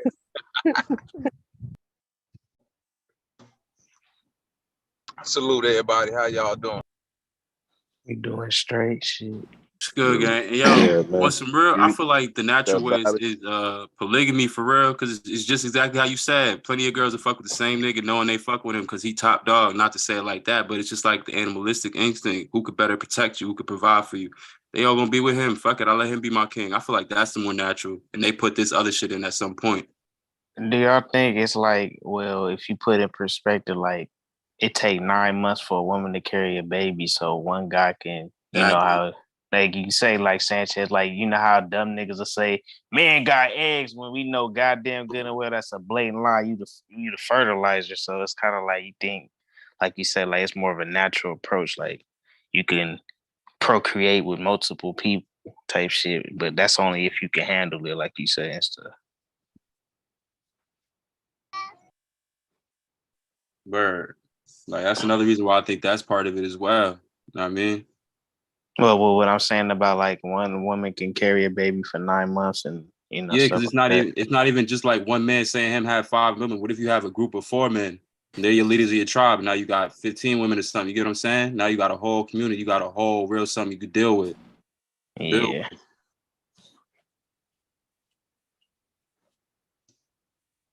Hey, yo, salutes to everybody. Hey, yo, I ain't gonna lie though.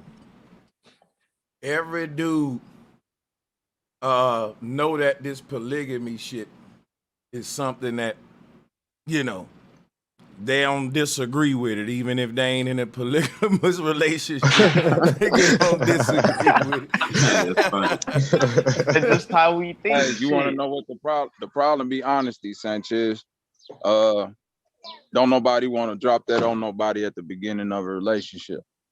You see what I'm saying? Most men be afraid to be honest, and you get into a relationship with a young lady, and instead of telling her up front, like, hey, this might how I want to live my life, you kind of string her along because you like her, and then you wait a good amount of time before you let her know, and then you throw her off. You know what I mean? How many men is willing to approach head on the situation and say, hey, look, when I first meet you, this what it is with me. It ain't a lot. So you saying like on some first in engagement type shit? Hey, I'm into polygamous relationships and stuff. No, yes, that should be listen. If you plan on living your life like that, that shouldn't be something that you wait until the second date. That should be something somebody know off rip. Yeah, it can go both ways though if you look at it, because the woman, she also, certain women out there to be like, hey, they find a little girl in the club or something, another, side piece, and that can be an approach that you wasn't even looking to. You get what I'm saying? You gotta look at the women too, because some women you get in a relationship, they like, I done messed with women before. Some man run with that. You know what? Now let's point this out. We talking about polygamy, right? But you notice that we ain't really talking about romance or being in love. That's more in a traditional sense. When you talk polygamy, that's more like, man, look, I'm fucking, we fucking. You know what I'm saying? Right. But see, that's what I'm saying. Can you be romantically involved with 5, 6 chicks in a house and with no problems? Me personally, no, that's a lot of minds. You know what I'm saying? Y'all all gotta love each other though. Like you got some can't be relationships romantically like involved. Listen, you can't be romantically involved with one person. That's what I'm saying. My point is, you got to get the romance shit out of that. You got to if you're gonna agree with the polygamy shit. That's pimping. You pimping now, yeah. No, I don't look at it as pimping. Romance to me is Roman antics. You see what I'm saying? Roman antics is like things you do in place of love. Like the flowers and all this old fake chivalry and all of that. Real love is like your granddaddy taking care of the house. You know what I'm saying? Unconditional love type shit. Yeah, granny giving him the big piece of chicken. You dig what I'm saying? Roman antics ain't never been real love to me. Like the movie shit, you see a motherfucker give each other flowers and they try to live vicariously through that bullshit. Yeah, them Roman antics. And then people think that life supposed to go like that. Life is, when you really love somebody, it's not easy. And that's the thing that people need to understand. Real love is not easy. Yeah, you can't be romantic with 5 different women. And when I'm saying romantic, right, it can be as simple as smoking a blunt, playing Nintendo, laughing together, having an inside joke. Now, guess what? If you got 6 chicks in the house, all 6 of them ain't gonna be in on the inside joke, nigga. You might have to have 6 different inside jokes around this bitch, and just goddamn it, y'all got to really be a group team with this shit now. Some LeBron type shit. When people think about polygamy, they think about just sex. Like, I think polygamy is more than sex, where like y'all come together financially and actually like become a fucking team, you know? Yeah. But For that's helping because the people kids over and all of that sexualize shit. today. That's why they think it's just, oh, we want to be in polygamy relationships just for sex. No, like you say, Exactly. it's for like you said, financial. It could be to spend time together and enjoy, you know, being around people. Like you could go to the movies, go here, do stuff together. Like you say, picnics. I'm gonna say this for myself personally. I gotta have women around me more than men, even if it ain't polygamy. It's just I don't like chilling around a bunch of niggas. Anytime I'm kicking it, it's me and a few females. You know what I'm saying? The homies be like, "Damn, Bobby, we can't come." I just don't like being around niggas in my intimate time like that. You know what I'm saying? Like when I'm chilling and I just rather have women energy around me. Is that because you grew up around a lot of women? Like that's why you feel like that? Because I kind of got that. No, it's not. I'm saying it's because when I'm chilling and I'm like just relaxing in my house, I'm not one of them niggas that's like want to be up under the homies. I'd rather be around a bunch of women. That's what I'm saying. I want to be around women. That's just that simple. I don't want to be around the homies.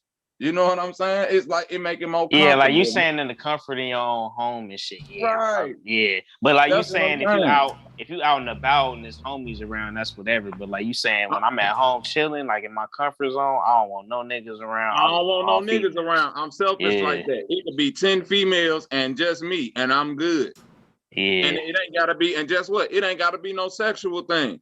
It ain't gotta be nothing sexual. It's just the energy of it. Like I'd rather it just balances have them out. around. Yeah, you're right. It balances out. Yeah, Bobby Knight, they chilling with you though. They ain't, you know, we talking about romance and all that. You know what I'm saying? You put on the movie, you might have 3 of them looking at you crazy. You know what I'm saying? You gotta think about it like that too. Okay, well then shit, I'm all for that too. My back's strong. Okay. Well, that's why you got to be one of them soldiers then. That's like the ancestors.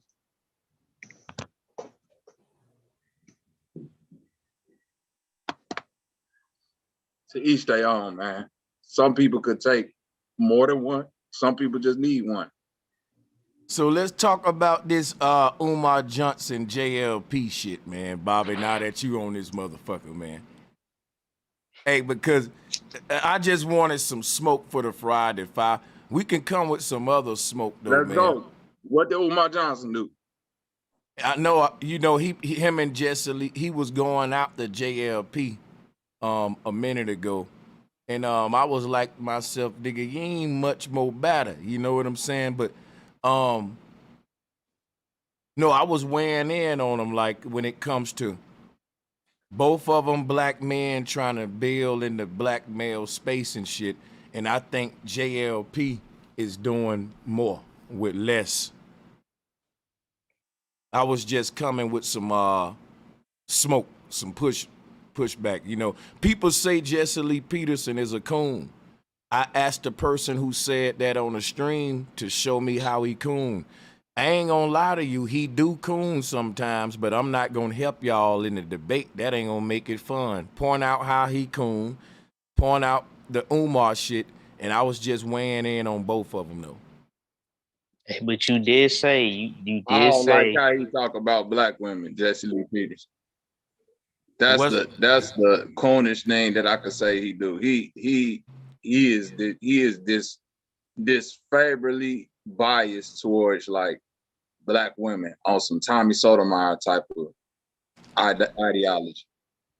You know, Tommy Sotomayor say stuff like, "Oh my God, black people are the worst people on earth.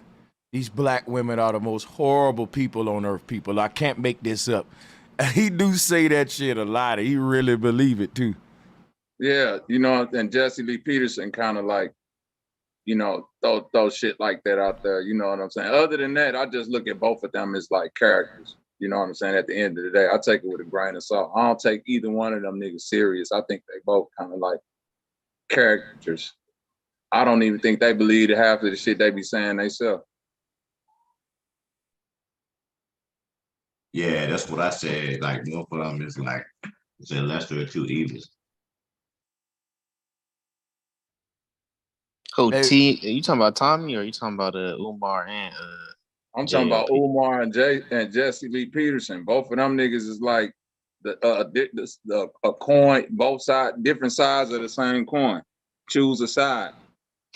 Right. It's the same coin though. You know what I'm saying? One nigga is radical one way and the other nigga is radical the other way. Yeah. I want to call up any Pan-Africans and anti-reparations people in the chat room too. That's Umar right there. Umar is the Pan-African anti-reparations guy, by the way. And if any of y'all in the chat room, wait, Umar against reparations? Oh I ain't yeah, hear nothing man. about that. Yeah, man. Interesting.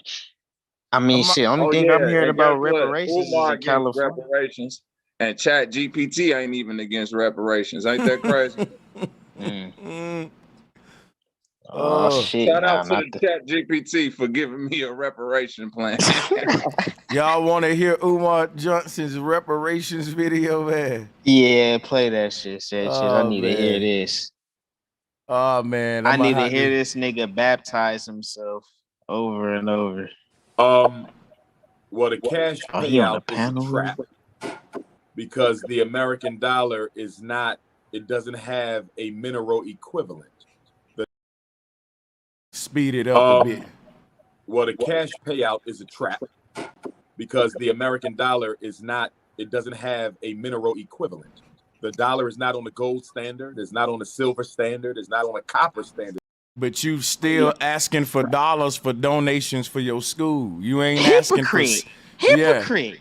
Yeah, you know. Like what? You ain't asking people for bullion, silver, or none of that for FDMG. You want them dollars. Where them dollars at, nigga? Where them dollars at? It's on no standard at all. It's a promissory note. So when you look at the cost of slavery, somebody ought to say, well, Umar, we shouldn't be giving you these dollars then. Well, hold on, wait a minute now. You can still give me the dollars now. I'm just saying, you know. African people, physically, spiritually, psychologically, financially, when you look at what slavery did to us and continues to do to us, you have to be very careful of trying to transfer that into a US dollar equivalent.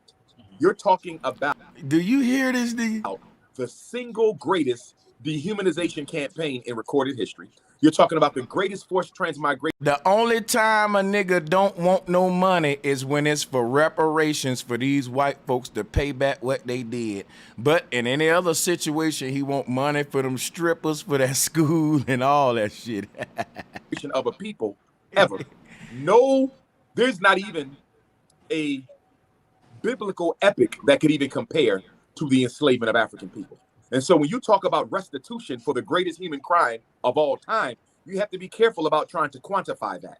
You know, ain't nobody trying to quantify it. They just trying to repair it with money, economically. Because one thing that the slave masters benefited from with slavery was with the economic capital, economic gain.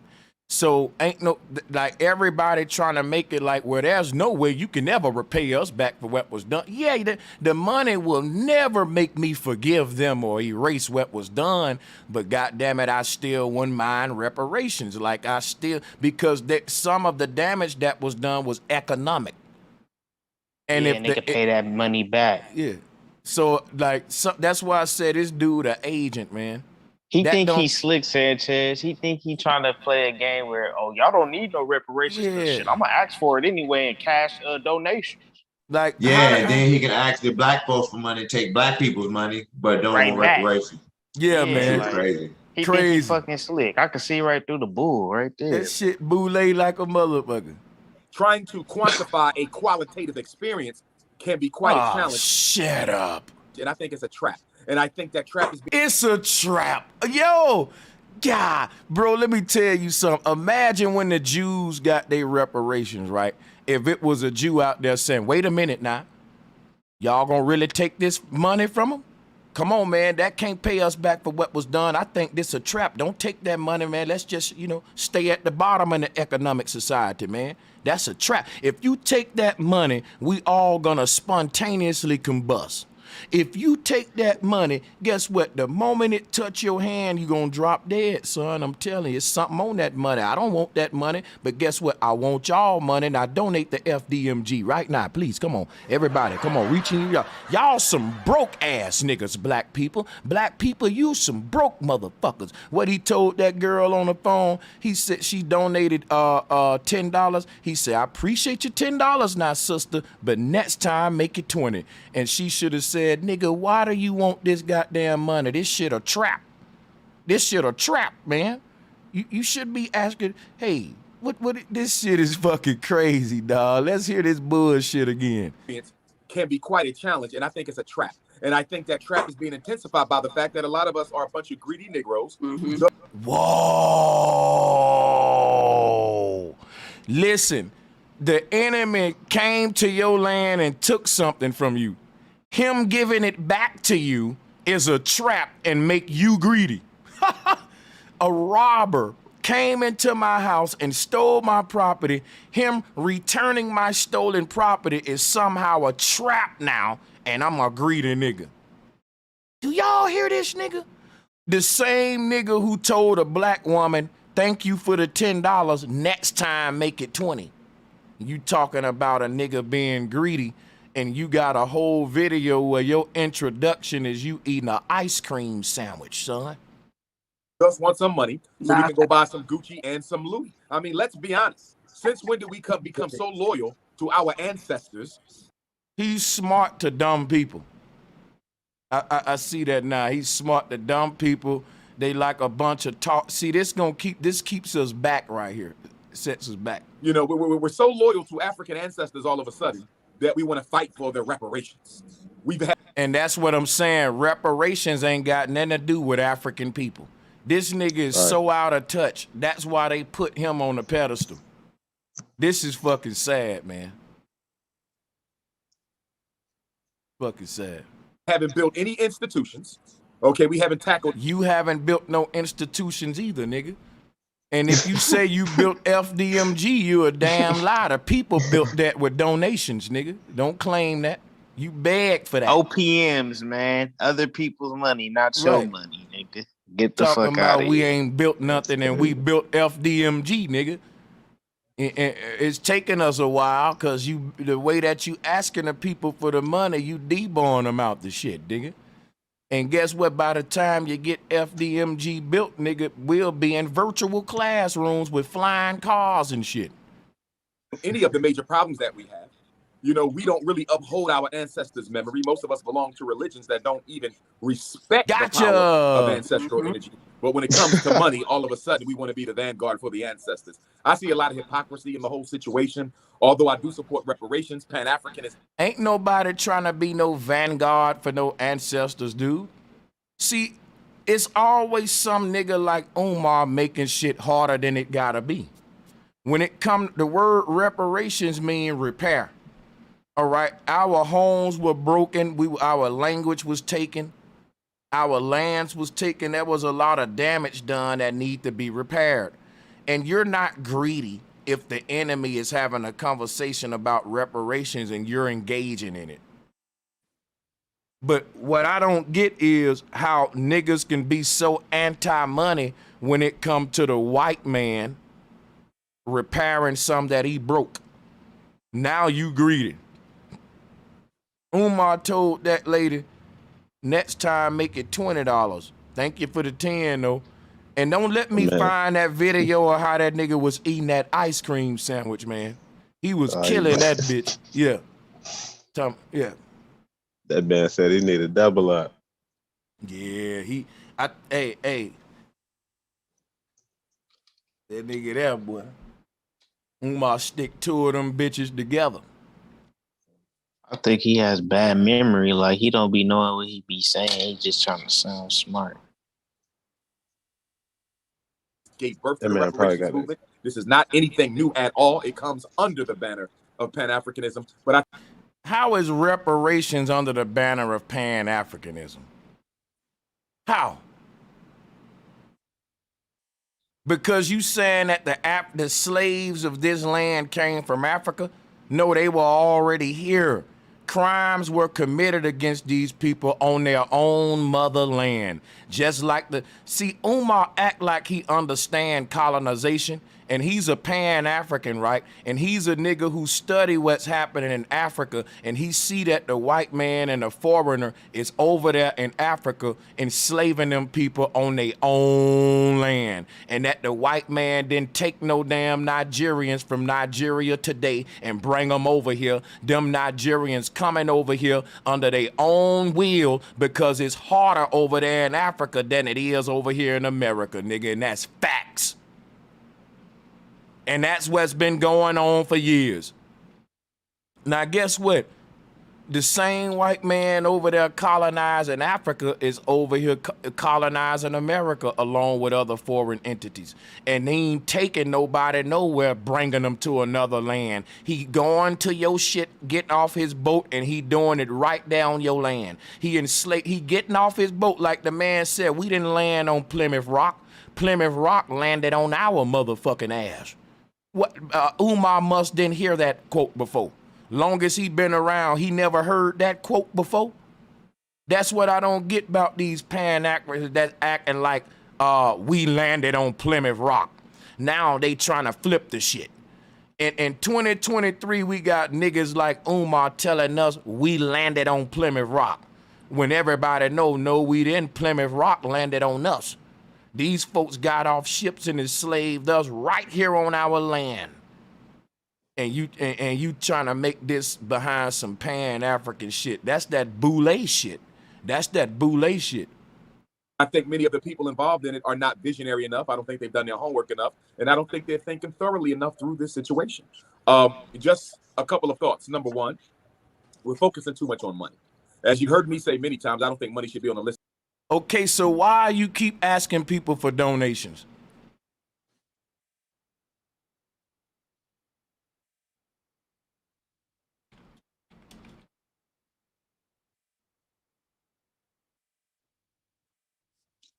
Hold on, nigga.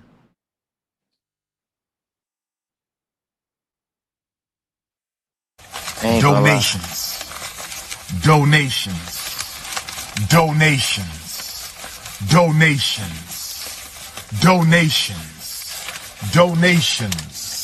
Gifts. You focusing too much on money, my nigga. And the nigga held up a Red Lobster card. You know he was happy to get that. He was happy to get extra weird. Yeah, that was extra weird. Gift, donate. Watch it. Time out. We focusing too much on money. Look at this nigga. More gifts. Donations. Yeah. Donations. Hey,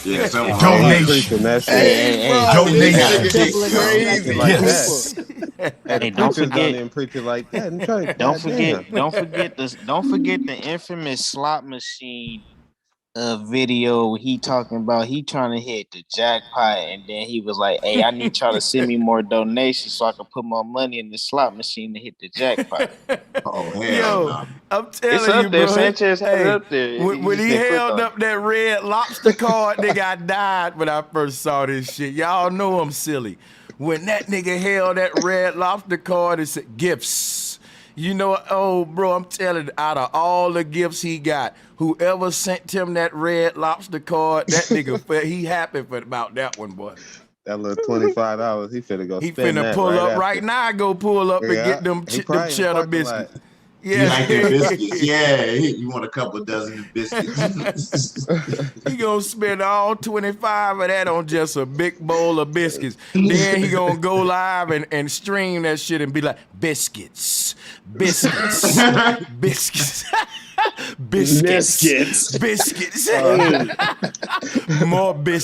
More donations. That motherfucker, boy. Hey, if y'all ever look at this man Instagram page, he got so many donation links, man. This ain't even funny, man. He got tax deductible donations, personal donations. He got a PO box. So he taking donations. He got Apple Pay, PayPal, Cash Me. Oh yeah, he taking donations. Yeah, see, he don't even keep that shit separate from his personal money. It's probably all in one bucket. Yeah, that's his green. That's that green suit money. That's that green vest he be wearing. He probably walked in Red Lobster with that little green. Somebody should have sent that nigga Umar like a gift card to a vegan restaurant with a bunch of leaves and shit, like some lettuce. hell and no. Hey, bro. shit. Hey, bro. Why ain't he Yeah. asking for no gift cards to no African restaurants? The Yeah, fuck? man, it's just like, bro, what? Yeah, you going to the white man's Red Lobster top donation, but you Donations. This the same nigga that just said, Spend his money with the white people, but don't want you to date white people. Get the but fuck outta then talking about some we focus too much on money when he forgot he did all this. He be stunned on people with money. And he focusing a lot on money because he telling you how much more of it he need to raise his damn goal. This is crazy, but we shouldn't focus on money. Only he can focus on money and donations. Donate some. Hey man, I'm telling you, bro, that Red Lobster card made that nigga day, man. Gifts. At all. Because if you get what we are entitled to get, if the restitution package is what it needs to be, then automatically you'll be making your own money. Why do you need to ask for some? So if money is on the list and if money is towards the top of the list, then the rest of that list must not be worth much. So let's deal with that. In addition to that, I think many Africans in America right now think that reparations is for them. Reparations is not for you. Reparations is for an entire people. Reparations are for those of us who lived in the past, those of us are living now, and those of us who will be. Hey, my brother, see, it's always some niggas when we start fighting about for something that's ours, want to have a I have a dream speech.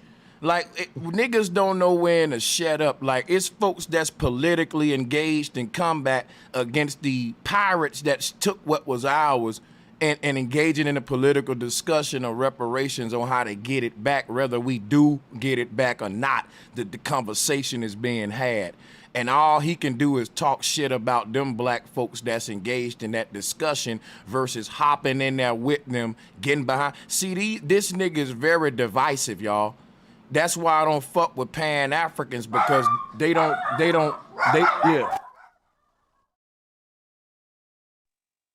What the hell does he I mean calling by them niggas people living in the Pan-African. past and shit? What the hell he mean by for people living in the past? Who living in the past that need reparations? Salute to everybody. I'm on this road, man. I fall back.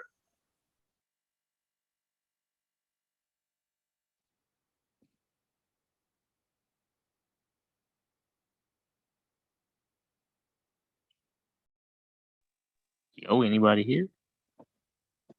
Yeah, man, you go would ahead, think bro. Dr. Umar be fighting for reparations so that he can gather up a group of black people to move back to Africa with the money. Help bring Uganda back. But listen, Umar basically building a big ass African church in America.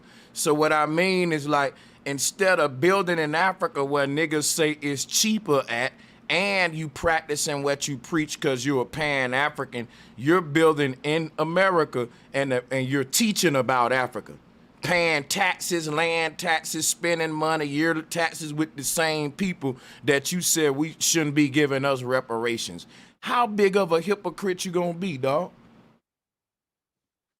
It's to promote us as immigrants, my bad. Yeah, somebody, this some boule shit. I haven't heard a single person in any of the reparations panels that I've seen or heard about. I haven't heard a single person speak to what percentage of the restitution package should be put in trust for future generations of African children.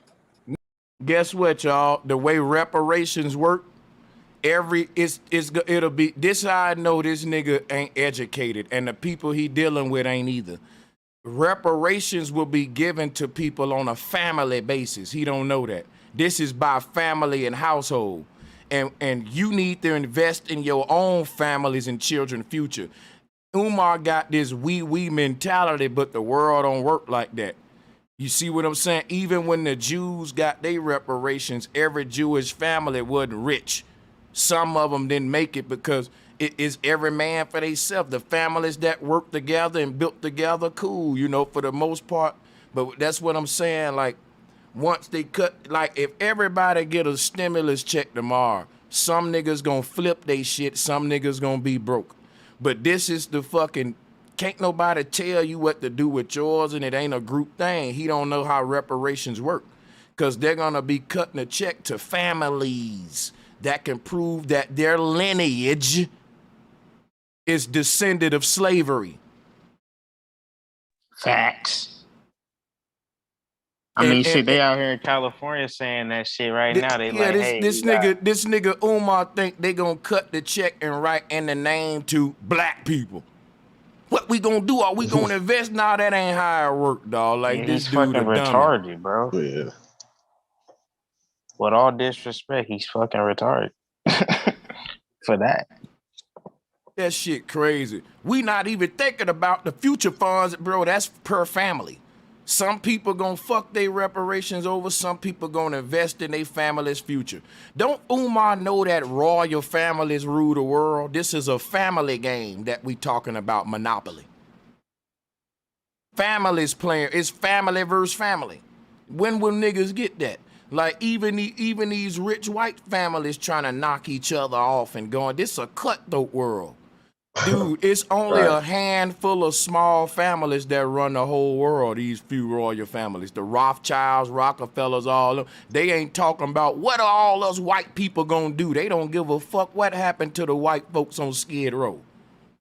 Umar think this shit is like every black person got, nigga, it'll never be a day where we all make one big ass group decision like that. But it'll be a day where a few families start running shit on some mafia shit, like the Gambino family. The fucking cartels in South America are all family oriented. This is a family sport. Niggas don't get that. They think it's one nigga like Umar Johnson leading the rest of us with a bullhorn on some Al Sharpton shit. But if you look at what Black Wall Street was, that was a bunch of powerful black families. That's the divide and conquer agenda. They want us to be like, oh, we got to worry about other people instead of worrying about yourself and your family and take care of that. Like, that's your foundation. Like, you know how you say, Sanchez, when they do that agenda with saying we all from Africa and we should abandon our elders and our family who's telling us who we are. It's that same type of, shit. Like, they want us to abandon our families down there, destroy the family structure. Let's talk about, that's what I'm saying. Like, Pan-Africanism is us ignoring the whole family structure and just masking it up behind a dashiki and think that's gonna solve the fucking problems. Nobody is talking about a set-aside. Where is the conversation about a set-aside for future generations of African people? Because you don't start counting money you ain't got yet, dummy. We still arguing about is we gonna get reparations or not, and you way ahead of us talking about a damn set aside when you the nigga saying we shouldn't get it. How the fuck that makes sense? The people that's saying we should get reparations ain't even made it to the part where we counting the money yet, and the nigga that said we shouldn't get reparations already talking about let's sit down and count the money. How the fuck let's talk about a set aside. Wait a minute, ain't you the dude said we don't even should get the shit? Man, this shit is stupid. Because this is to benefit all of us. I think a lot of us selfishly believe that we are supposed to be the beneficiaries of the entire thing and that we can blow it and spend it and use it however we want. And I think that's basically what that's how it go, Umar. All of the families that can prove that their ancestry was harmed through slavery will get a check cut to them.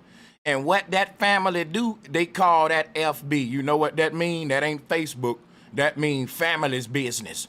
That mean a nigga like Umar can't say, hey, wait a minute, black people, everybody need to give me $10 so we can donate to the African school.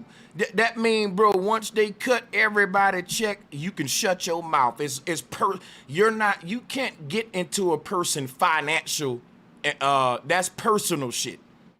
Like, he got the wrong idea of reparations. Like I said, he think they just gonna cut the check to the entire group when they gonna cut the check per family that can prove that they family was harmed by this act.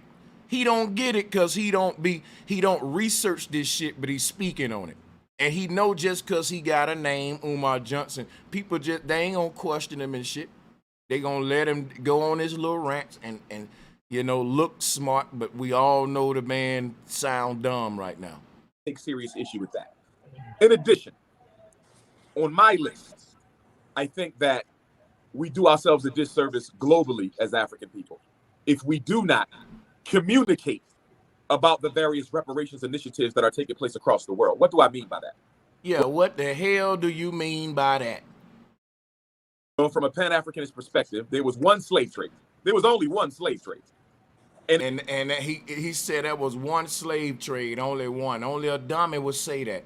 Now, you know you got to be a religious, emotional fanatic to say something like that. There were multiple slave trades. But see, in his mind, it can only be this one transatlantic slave trade, y'all. And that's why I told you that's that boule shit. And it took us all over the world. Some of us went to Europe. Some of us went to the Caribbean. Some of us went to South America, Central America, the United States. But there was one slave trade. And I believe this should be one reparations fight. I believe it should be universal and it should be coordinated. Now, I understand that tribalism is so important to Negroes across the world that may not happen. Even if we are not going to coordinate the reparations struggle, we must still communicate about the reparations struggle, because if our demands and if our numbers and if our statistics do not make sense with each other, the white power structure will be able to play divide and conquer, separate and rule, bounce us off each other, and none of us will get what we deserve. I'll give you an example. There's approximately 30 to 50 million Africans. We can't hear you, Sanchez. There's 50 million of us in the United States. We're about the same amount. What if we ask for more than what they're asking in CARICOM? CARICOM is the Caribbean Economic Community, and they have a reparations fight. What if Black America asks for more than what the Caribbean brothers and sisters are asking for? Then the white man can stand up and say, how can you ask for more than them when they were enslaved longer than you? Slavery in the Caribbean lasted way longer than it did in the United States. So how are you guys going to get more than them? Or what if Black America asks for more than Black Africa? There's 1.5 billion Africans on the continent. What if we ask for more than what they asked for, and they're 1.5 billion people, and everything took place on African? See, Umar got a very childish mentality about this reparation shit. He got this, we are the world, and everybody just wearing a dashiki, holding hands, singing a Ethiopian proverb or some shit. That's his Ubuntu. See, that's the shit he's on. But see, that ain't how the world goes, son. Now, let me sit you down and tell you something here, Umar. The way this reparation shit work, every slave got to identify the slave family that committed a crime against humanity against their family members. See, he think this shit is, I don't know what Umar thinking, but he don't know nothing about reparations. And to tie us in with Africans and all them is ridiculous, because how we was enslaved in America is, it happened by pirates getting off ships and enslaving us on our own land. These were different white families that got off ships in Africa and enslaved them people on their own land. Umar making it like they brought Africans from Africa over here and then enslaved us over here, so the crime wasn't committed on our own land against pirates. And that's why I said that's some boule shit. Because Africans got to prove per family, because not all Africans were enslaved. They got to prove per family that they descend of a lineage of slavery, descendants of slavery. Just like we got to do in America. So what he's saying is a pipe dream. It ain't even real. It ain't even a political approach to the matter, and it shows ignorance. That he knows nothing about the conversation of reparations on a professional level, and he's freestyling. What they asked for, and they're 1.5 billion people, and everything took place on African soil, from slavery to colonization to resource rape. So the point that I'm trying to make, if you guys can follow me, even if we don't unify the reparations movement, there needs to be some conversation. And there needs to be some continuity. Otherwise, the white power structure will place against each other. So that's one point. Now, I'll give you 3 things that I think. You already going against niggas, though. Umar already. See, a lot of these guys talking about the white supremacist structure got us divided with each other. When they divisive than a motherfucker themselves. They play into it as well.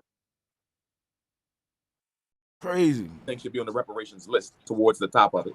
Number one, 60% of all African people are congregated in 10 primary states. They include California, Illinois, Florida, and other places, Virginia. All 10 states are seaboarding, except Illinois, which is a lake boarding state. We should own the major port in all 10 of those states. Import, export, we get paid on anything coming in. So now it's about money again. So wait a minute. Just a minute ago when you was talking about reparations, you said we focus too much on money. Now you saying we need to own all the ports in these 10 states because we want to control the money. See, these mixed signals I don't fucking get, man. I'm a very specific dude. Is it about money or not? This is fucking crazy, man. Major port in all 10 of those states. Import, export, we get paid on anything coming in. We get paid on anything going out. And since 60% of our people are predominantly residents in those 10 states, having control of the major port guarantees us the right to inspect what's coming in and what's coming out to protect the lives of our people. Next, America is known for about 10 different natural resources. America sells oil, America sells gas, America sells gold, America sells water. Oh, man. America sells a lot of things. They sell dashikis too. We automatically should get 25% of all revenue that America makes on the net. I mean, you just went against reparations. Now you asking for 25% of money of America's revenue from resources. I just don't get it, y'all. I don't get this shit, yo. Is this not double talking? Yeah. It's double talking, but like he's still not getting into, like you said, that it has to go into each family. Like he's never bringing that up ever. And then he talking about getting the money and sending it back to Africa. Like, what did that got to do with us Black Americans? You know what I'm saying? He over here talking about getting the money off the course, and then he gonna send it back 60%. Think about this. Them niggas, them Pan-Africans like to say, why are we not connecting with brothers in Africa? What are we gonna do? Are we just gonna get the money and spend it back? Are we not gonna get the money and connect with brothers in Africa and brothers in Africa? And we got to have a conversation with the brothers in Africa, and it's always about the brothers in Africa. I'm just gonna say some real shit right now, and I love my African brothers, but just hear me out. If we were slaves that were brought from Africa, we started in Africa, right? They captured us in Africa, they brought us to America, right? So we Africans in America now. And we find out that we are Africans in America, right? And we try to reconnect back with the motherland and the Africans there, but it's a one-way street. We do not see Africans coming over here saying we're looking for our lost tribe. There were slaves taken from us years ago, and we want to find them and reunite them with their tribes. It's just niggas over here going over to Africa looking for their tribe, and when they get there, they never find a tribe. They find a bunch of niggas treating them like a tourist. Right. You don't, it ain't no nigga getting off the plane saying, welcome back home, my brother, let's get you back with your tribe. They saying, hey man, fucky, you wanna, they got the hoes? American, they ain't saying my brother, they saying American. I got, and no offense to the Africans, dude, but I know we watch Coming to America and all that shit, and niggas like Omar got a fantasy in their mind of just this network between blacks and in America with Africans. Why don't we when Eddie Murphy came back to rescue his son, the question is this though. Why don't we see a lot of Pan-Africans networking with niggas in Africa? Umar ain't doing it. Right. Umar is in America asking us for donations, Black Americans. He ain't over there asking them Nigerians to help him to build an African school. It's their culture. That's crazy. I'm gonna fall back. Y'all got it. Skywalker, y'all got it, man. I'm gonna fall back a minute. Hey man, all I'm gonna say is, bro, you on point. And it's just funny how you say it's mixed signals, it's double talking, and it's hypocrisy. 1 minute it's not about money, we should get the money. And then it's, oh, we should get the money in 10 states. We should go ahead and get, revenue on the import and exports, inspect what's getting imported and exported. And like you said, like, bro just be out there, he just be talking, man. He just like hearing himself talk. That's what I feel. Yeah, he deciding percentages. He's not realistic. Like you say, he's not talking about like, hey, all of this money that's being distributed for reparations is being distributed to families, like you say, who were affected, not the whole construct of people who share a similar skin tone. Like, it's just unrealistic, bro. This is crazy. Do him or anybody gonna think the people that control the money is gonna give in exports and imports of people who living in them damn 10 places? Do he actually think that? I don't think he do. He just talking, like I said. I just think the brother just talks, bro. He just talks.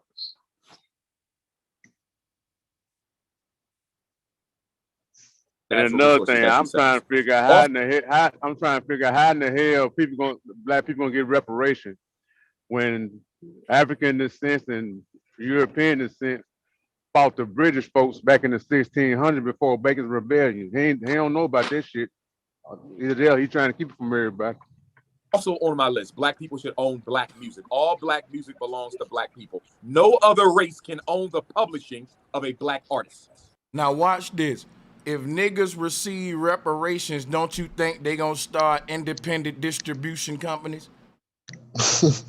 It ain't. Yeah. I mean, the back in the day, right? The people that own record companies and all that, they people receive reparations. That was bought from reparations money. So just keep that in mind when we talk about a nigga that's. You kind of got a point, huh? Because during that time, they started making all the record companies, like after the 60s and shit. So these people spent that, think about it, these folks came over here with nothing. And I can show you the boats when they first arrived.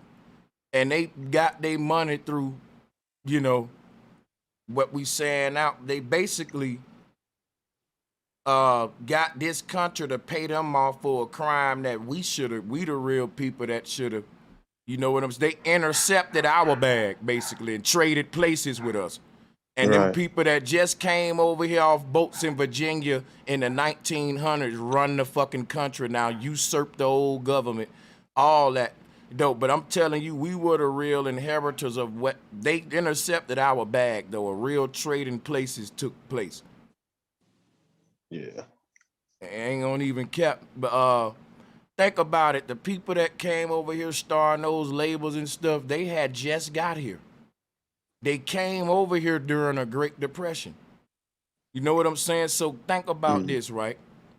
What we know about these people is they're like vultures, right?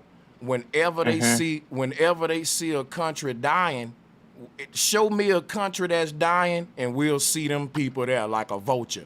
So think about America, no different. During the Great Depression, they showed up.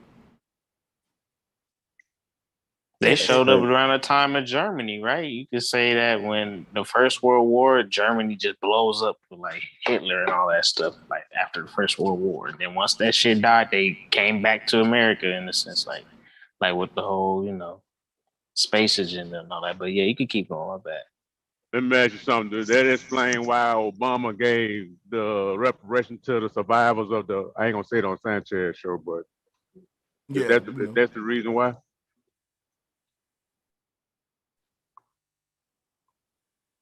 I don't know what exactly he did again, my bad. He gave reparation to the survivors of the, the Hitler era. I ain't gonna say what it is. Oh, yeah. Yeah. He did. And it was during a time when niggas was asking for reparations. So it was like a smack in the face. I remember that. That means Michael Jackson music must come back to us. The artist known as Prince, Whitney Houston. But all of that sound good. How that's gonna happen? How don't you know artists got to buy back their masters? Meaning that the label saying we're gonna hold your masters for you because you can't really afford them. Like, you gotta remember, you're an artist that's coming off the streets. You ain't really, you got to buy, you in debt to the label. They ain't paying this stuff for you for free. That includes your masters. This kind of like how they, but my thing is the label on your masters. Everybody know you got to buy back your masters, right? That's your intellectual property. Just like we say we got to buy back the block. Niggas say we got to buy back our land. We got to buy back the block. You got to buy back your masters. It's like I'm playing Monopoly and I'm broke, right? And I sell you my property and I be like, bro, the deal I'm making with you, if I sell you my shit, you got to let me buy my shit back, man, when I get my money up. And he like, all right. So, but what if he start building on your shit, houses, hotels, and you never get the money up, and he create a situation where you getting broker and the property you gave him is going up in value? You'll never be able to buy your shit back. That's kind of like what's going on. But, you know, so that's just saying you can take your shit back, but we ain't finna talk about that though. Houston, Sam Cooke, all of the greats, their music comes back to us. Music is America's second. And I'm gonna tell you like this, man, on some real shit. The concept of black folks just getting back this grand kingdom and back lands and all that is a pipe dream. But the reality of you creating that for your family is very feasible. You could do that. And if you get a bunch of black families doing that, then guess what? You really just did exactly what we said, where all the black folks getting free. But it ain't gonna happen if we all try to act together. Ain't no group collective shit. Each individual got to achieve greatness for the group to be great. And you gotta achieve it on the individual level in your own individual walk of life before you can even unite with the group.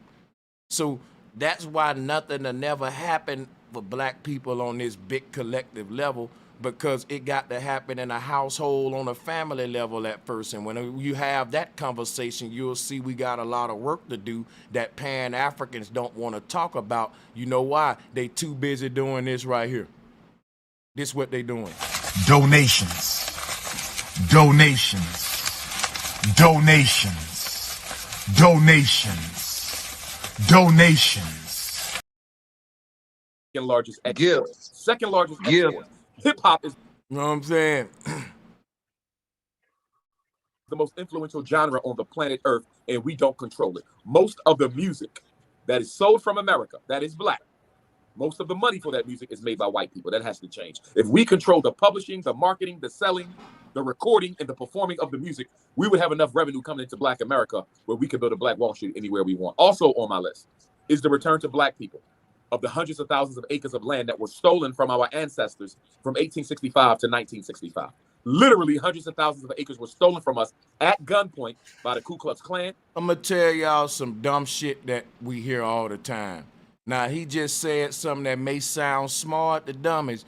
Let's take all the money that we making from drill music and all that to buy black land. Dude, how about we get rid of drill music and all that and quit trying to capitalize off the same destructive shit that the enemy capitalizing off of? Right. At gunpoint by the Like, come on, let's take this corrupted ass music that's got our people school to prison pipeline, psychologically fucked up, breaking up the house. Let's take this corrupted music and let's not focus what I just said earlier. He don't want to talk about the household, the family structure. No, let's promote the music that destroy the family structure and just get the money from it like the white man, just so we can buy more FDMGs and little land and shit. Nah, man. It ain't gonna work. Did y'all hear what he just said? How can you how can you steal land from somebody at gunpoint? That means they took it. They ain't stole shit. They took it if it's at gunpoint. I don't think nobody caught that. But go ahead.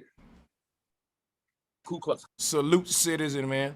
Klan, government, white night councils, and other white organizations that would basically show up and tell you got 24 hours to get out of town and we're going to kill everybody in your family. You have no idea of how many of us lost acres that way. We need a research team that's going to start researching. This man just talked about how we lost acres of land through colonization, but we don't deserve reparations. You talking about double talk. You talking about, see, I'm going to show you why this double talk exists. Because on one hand, you know you're an agent working with them people so that you got to go against reparations. But on the other hand, you still got to say this sort of black emotional argument points to still have your black code. And that goes into you making certain argument points like, well, they stole our land, they conquered us and all that, but you still got to say fuck reparations because you're an agent, and that turns into you double talking. See, but people don't know why that double talk exists. I got to show them why. Because part of you got to be against reparations. Why? You on the let me explain something to y'all. Umar can't be for reparations and be going on the Breakfast Club. Because a Breakfast Club is one of those black sites that's saying black people should pull themselves up by their bootstraps, quit motherfucking complaining, quit asking for reparations when, they one of them, like Charlemagne, one of them dudes, like, shit like that. But my thing is this. A lot of people he aligned with, they can't be for reparations because the people that will have to pay us the reparations, they in the bed with them. But they still puppets that's out here making these arguing points like slavery and they did our people wrong and colonization. So it turns into double talk now to where you against how you say you clearly teaching us and it shows that we were wrong. The white man took something that wasn't his. We were colonized, boom. You keep making these emotional argument points about slavery. But then you'll say the slaves don't deserve reparations. So I just don't get how you can acknowledge the crimes of humanity that was committed, but then tell the people who want justice for those crimes, they greedy.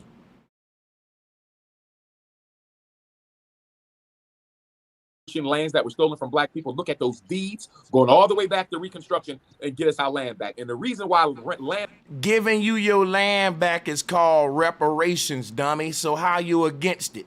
This dude a dummy, y'all. This dude is a fucking dummy, y'all. I don't understand how he got a following like this, y'all. How you against? See what let me show y'all something. Umar is really against aboriginals. And a lot of aboriginals are for reparations. So instead of him being a man saying fuck the aboriginals, he just saying fuck the reparations. But he acknowledging the crimes that was committed against our people, which means he shouldn't have an argument against reparations. That's to be a no-brainer. These folks committed crimes against humanity, war crimes, and that's how politics happen. And other folks got reparations too. And you didn't call them greedy. So on one hand, so that's what I'm telling you, man. This dude here ain't right, man. He ain't right, dog. Because you sitting up here teaching about all the crimes that was committed against this group of people who telling these folks they need to pay for those. They need to repair the situation that came as a result of those war crimes, which is what reparations is. You can't be against reparations, but vividly teach the atrocities that was committed by the pirates who should be paying the debt of reparations. You just can't do the two. You can't be so knowledgeable of the acts of colonization that happened against the people in this land and then tell those people they greedy for asking the criminal to return the land when you just said they need to be trying to get the land back out of your own mouth. And the reason why land reclamation is so important at this time is, as you know, gentrification is at an all-time high. It's so important at this time. These deeds going all the way back to Reconstruction and get us our land back. And the get us our land back. A man that's saying get us our land back can't be against reparations. That's what reparations is. Give us our land back. Give us our economic power back. So on one hand, you against reparations, but on the other hand, you for reparations. I'm fucking lost. Yeah, I'm lost. The reason why land reclamation is so important at this time is, as you know, gentrification is at an all-time high, and homelessness as a result of gentrification is at an all-time high. We have more. Man, this dude dumb. Homelessness is not a result of gentrification. Homelessness is a result of the flaws in America's economic system, dummy. This is crazy. Homelessness is a result of lack of opportunities in big-ass cities. You got 10 million people in some of these cities, and it ain't nothing but a fucking a million jobs. Yep, and a lack of compassion also. This man said homelessness is a result of gentrification. Gentrification is what the white folks do after the hoods have been torn down and they done went from down into the damn, you know, after they done tore down these places and shit, then they say, okay, let's go and rebuild that shit and make it something nice. How is that how is homelessness that? Come on, bro. How is No, bro, I don't think that gentrification is causing homelessness. I'm gonna tell you that it's a whole bunch of more other things. Homeless black people today. Niggas like to blame gentrification on everything, and they just learned the word. Every time you turn around, gentrification. Yeah, man, gentrification. You show up in the conversation, man, I slept wrong, my back hurt, Umar. That's gentrification. No, my back hurt, Umar. Gentrification, man, that's gentrification. Like, damn, Umar, man, I can't get my appetite right. I think that's gentrification, brother. I'm talking about, God, every time niggas just learned a new word, boy.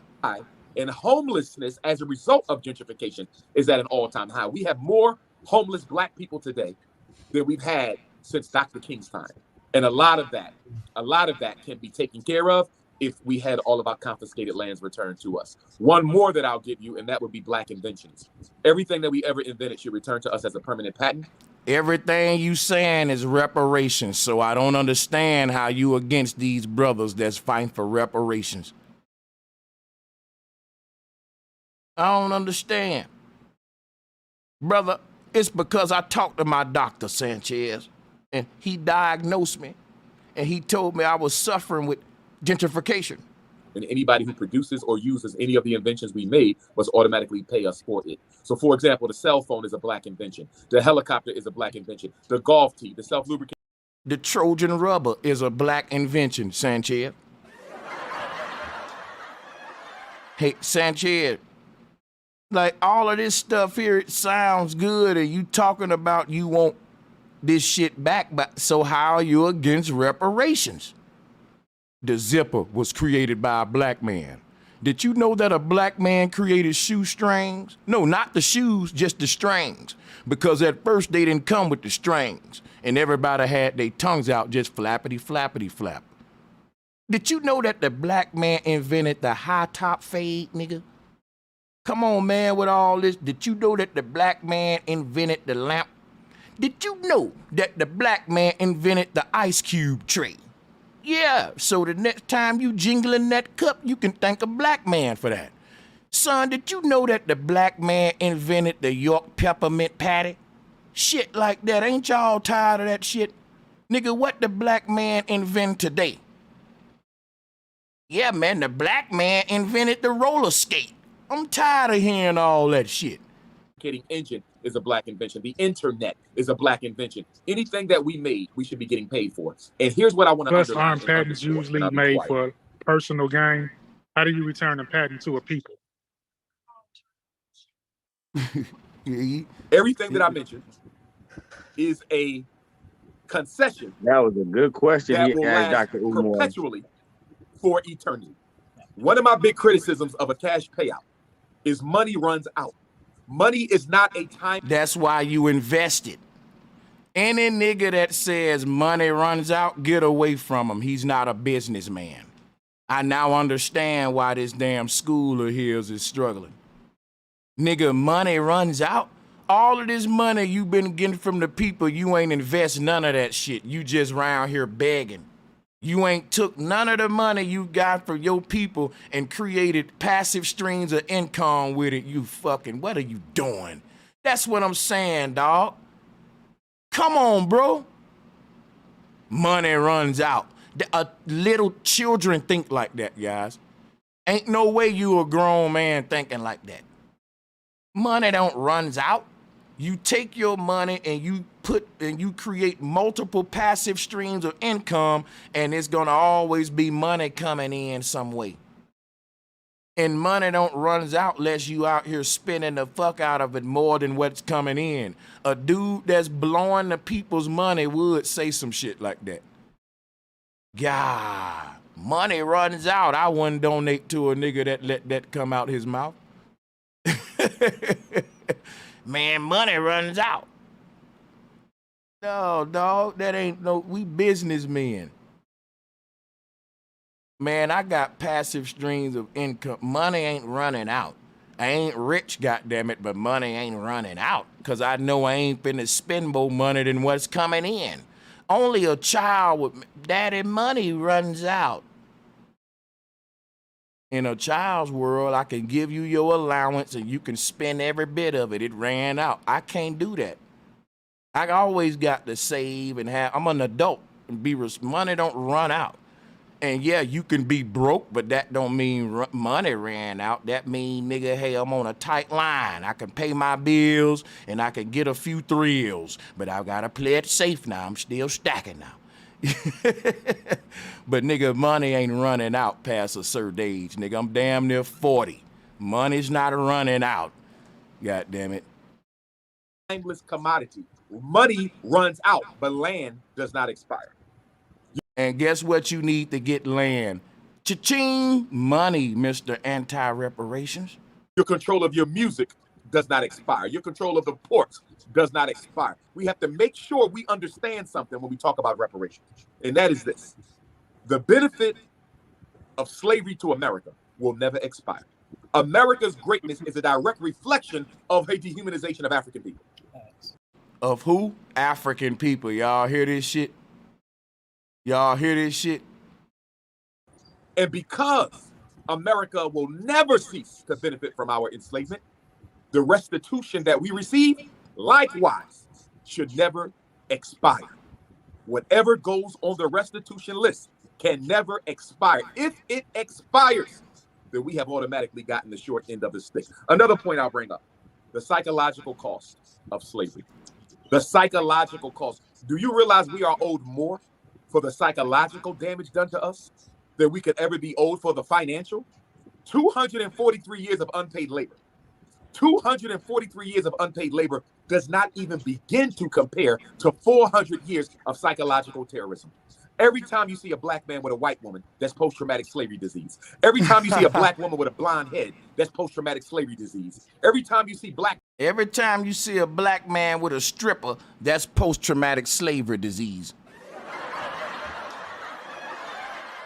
Hey Sanchez, salute to everybody. I'm just not getting on, but I wanna bring context to something that he's saying that is important. That the fact, yeah, he got some ridiculous points that he's making, but the fact that the benefit of America from slavery is going to be perpetual. It's going to continue to grow as America grows until America ends, and that we deserve something that's going to grow with that. The land thing to me is probably the bigger thing, probably bigger than money. I'm not saying we shouldn't get money because I feel like, yeah, we should get, so they gave away all the money for the pandemic and stuff like that. So obviously giving away money wouldn't be no problem. But I feel like the ability to move somewhere, like in certain countries you go to, and I think it might be something like this in America, but certain countries you go to, if you tend to a land for a certain amount of time, you become the owner of that land. And I believe something that simple would be like, well, in America, they used to have like the planting thing where Johnny Appleseed planted all the seeds, and while he was planting those apple seeds, people don't realize that by planting those apple seeds, he was claiming those grounds. And I believe that something as simple as that, to say that, if a black person is tending to a land for a certain amount of time, that becomes his land. Because what happened is, and I'm gonna say this, I'm not trying to just hold the mic, but I'm gonna say this.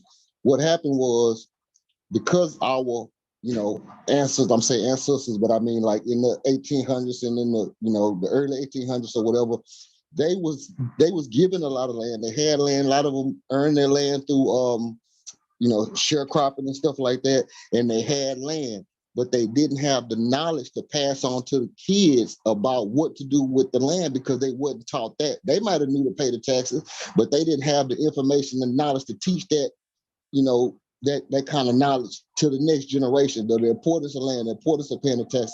So what happened, even though some of them did get, some of their land did get took from clans and the police and stuff like that, but some of their land, most of our lands, if you're from the country, you realize most of that just went away because we didn't pay our taxes. We didn't understand the importance of it because we weren't taught that information. So I believe that, some kind of way they have to give us the right to start reclaiming land, even if it's by saying, hey, it's land in the country, it's land in Houston, it's land over here. And if y'all tend to this land for a year, that's your land. And that allows us to grow our land as we grow it. And I want to say this, Afro Cuz, I want you to click the link and come up and tell us some of the facts that Umar say. I can't find any, but I will give you the mic and let you name them. You can. Now, if you don't click the link, then we're gonna say, well, he can't find any either. That you capping about these facts. You said there was a lot of them, and I can't find one of them. You can clearly come up and just give us 3 of them, and you can go right back to the chat. But I bet you won't do that though. But we'll keep it moving. Children killing each other on the streets because they want to wear Air Jordans and Louis Vuitton because they think they're nothing without a white man's name on their body. That's post-traumatic slavery disease. We're still suffering the psychological residuals of slavery, and I don't think we have.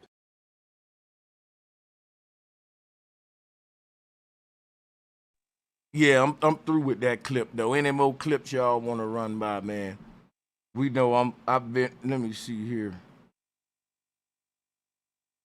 I'm gonna get rid of. Why you doing that? The only problem I got with a homie who spoke about the land thing, or anybody talking about the land thing, is until you actually have your own government, you're not gonna truly own any land.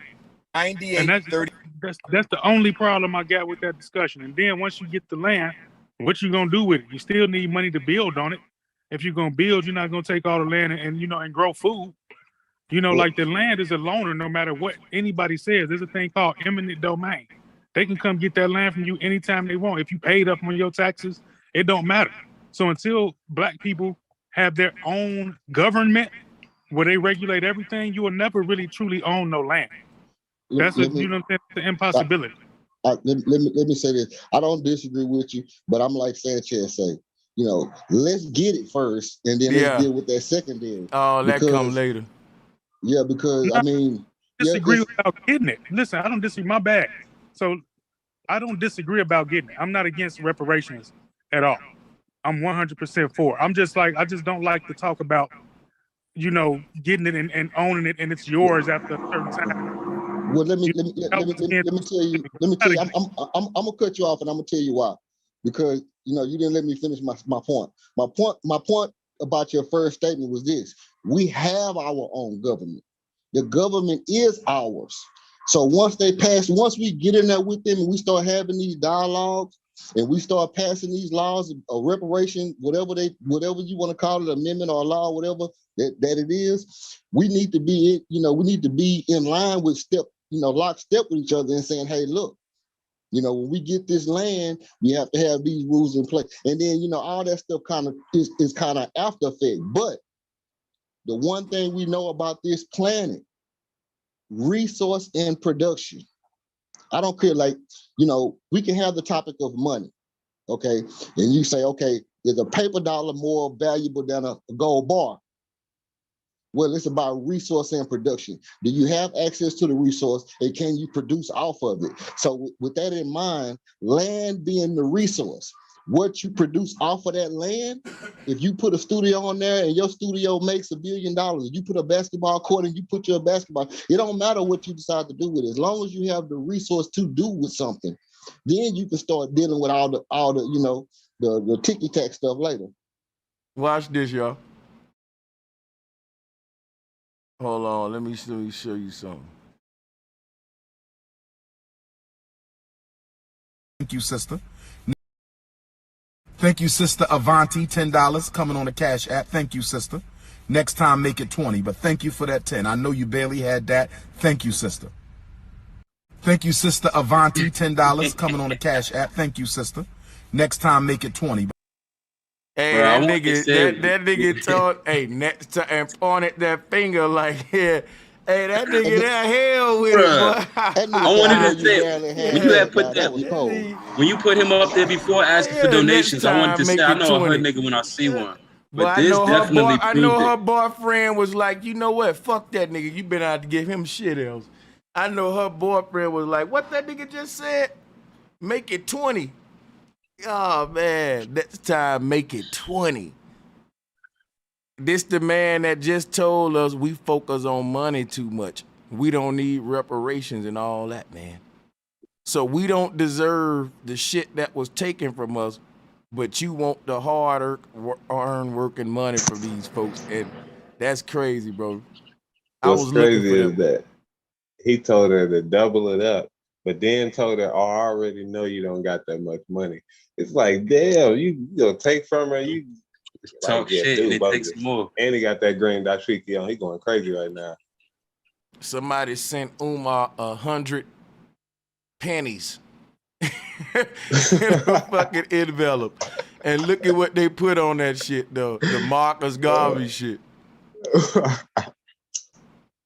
Oh, man, they hell, bro. Somebody melt that nigga $1, 100 pennies. I know they was putting them bitches in there laughing their ass off. Somebody silly did that. I bet you Umar kept them motherfuckers, though. He spent them 100 pennies. How much y'all want to bet, nigga, that he still kept that $1 and pennies? He ain't throw it away. He used it. He added about 50 more cents with that bitch and got him one of these right here.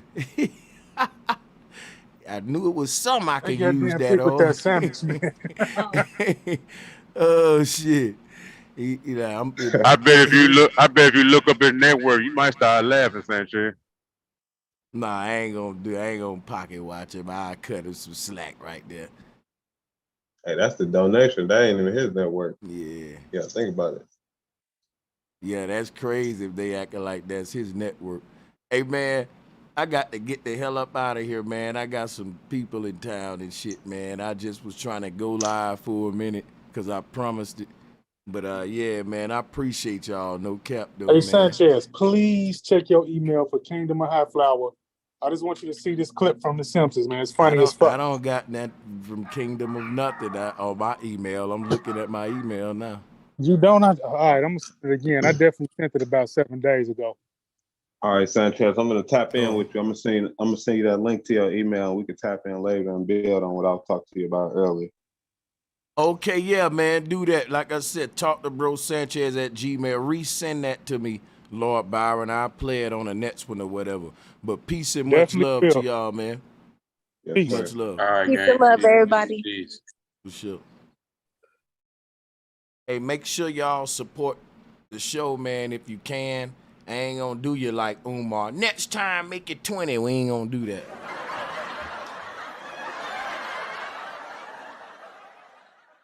But I will say this. Go check the website out. This is the brosancheztv.com. And if you want to support me by purchasing my quote book, do so.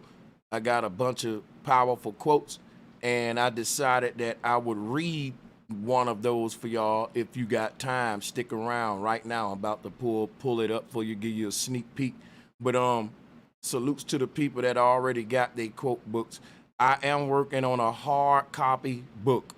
I'm talking about solid book, melt out to you. It's gonna be over 200 pages, and that's gonna take me a minute, but that's what I'm working on. But I do got the ebook, the quote book, available that I've been working on with my 100 greatest quotes ever from the moment I've been on social media.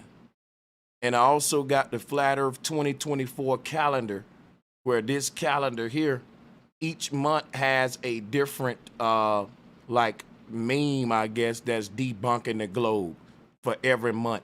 So I'm showing you what April month looked like, because April is a rainy month, and we just using this kind of theme to, debunk the globe and shit like that for each month. So check those out. These calendars will be sent out to you guys. So if you want to get you one, go ahead, grab your unfiltered wisdom. And yeah, also guys, what I wanted to point out to you, we have the if you didn't get to see the debate, it's $5 off. So you can go and get the download, and you can still go back and watch the debate. So whenever I have a pay-per-view debate, you can always catch the pay-per-view debate later, and it'll be like $5 off. But we prefer you to be there in person and live, and you will also get the free download as well. But if you couldn't make it, $20, man, and check us out, man, when I beat up on Craig. But I did want to show y'all the quote book if you got time, so don't go nowhere. I'm about to open it up now, though. Hold on. I don't know why it's even opening it that way. Let me see here. Dang, how can I do this here? Let me see. Because this is a PDF.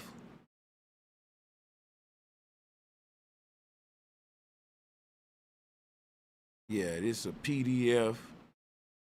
And yeah, I don't know how. I want to show this to y'all for real, but I can't the way that is. Let's see here. Maybe I can. Let me see. Let me try something else.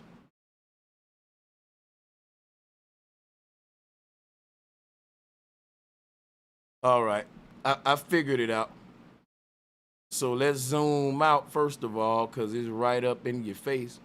But yeah. First of all, I'm gonna just go to any random quote. That's what I said. Like for at the end of my videos, I'm gonna give y'all a proverb from my quote book, and you can go get it from my website. So I'm gonna just skip around, and wherever I land at. Hold on a minute. Damn, man. Hold on.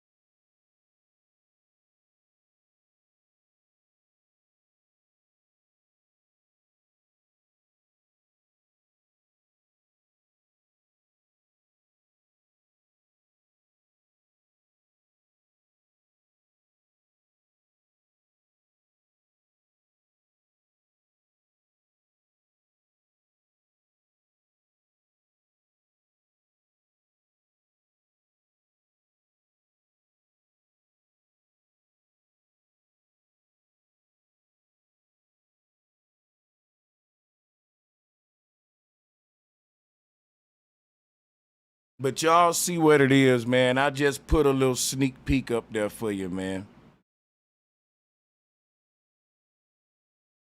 That's my bad about the dogs, man. I'm about to move into a studio, by the way. I want to be able to go live, yeah, uninterrupted and shit like the pros, you know. But yeah, you know, man, nigga came a long way though. But this book is dope. I ain't gonna lie, man. I put a lot of work into each one of these quotes.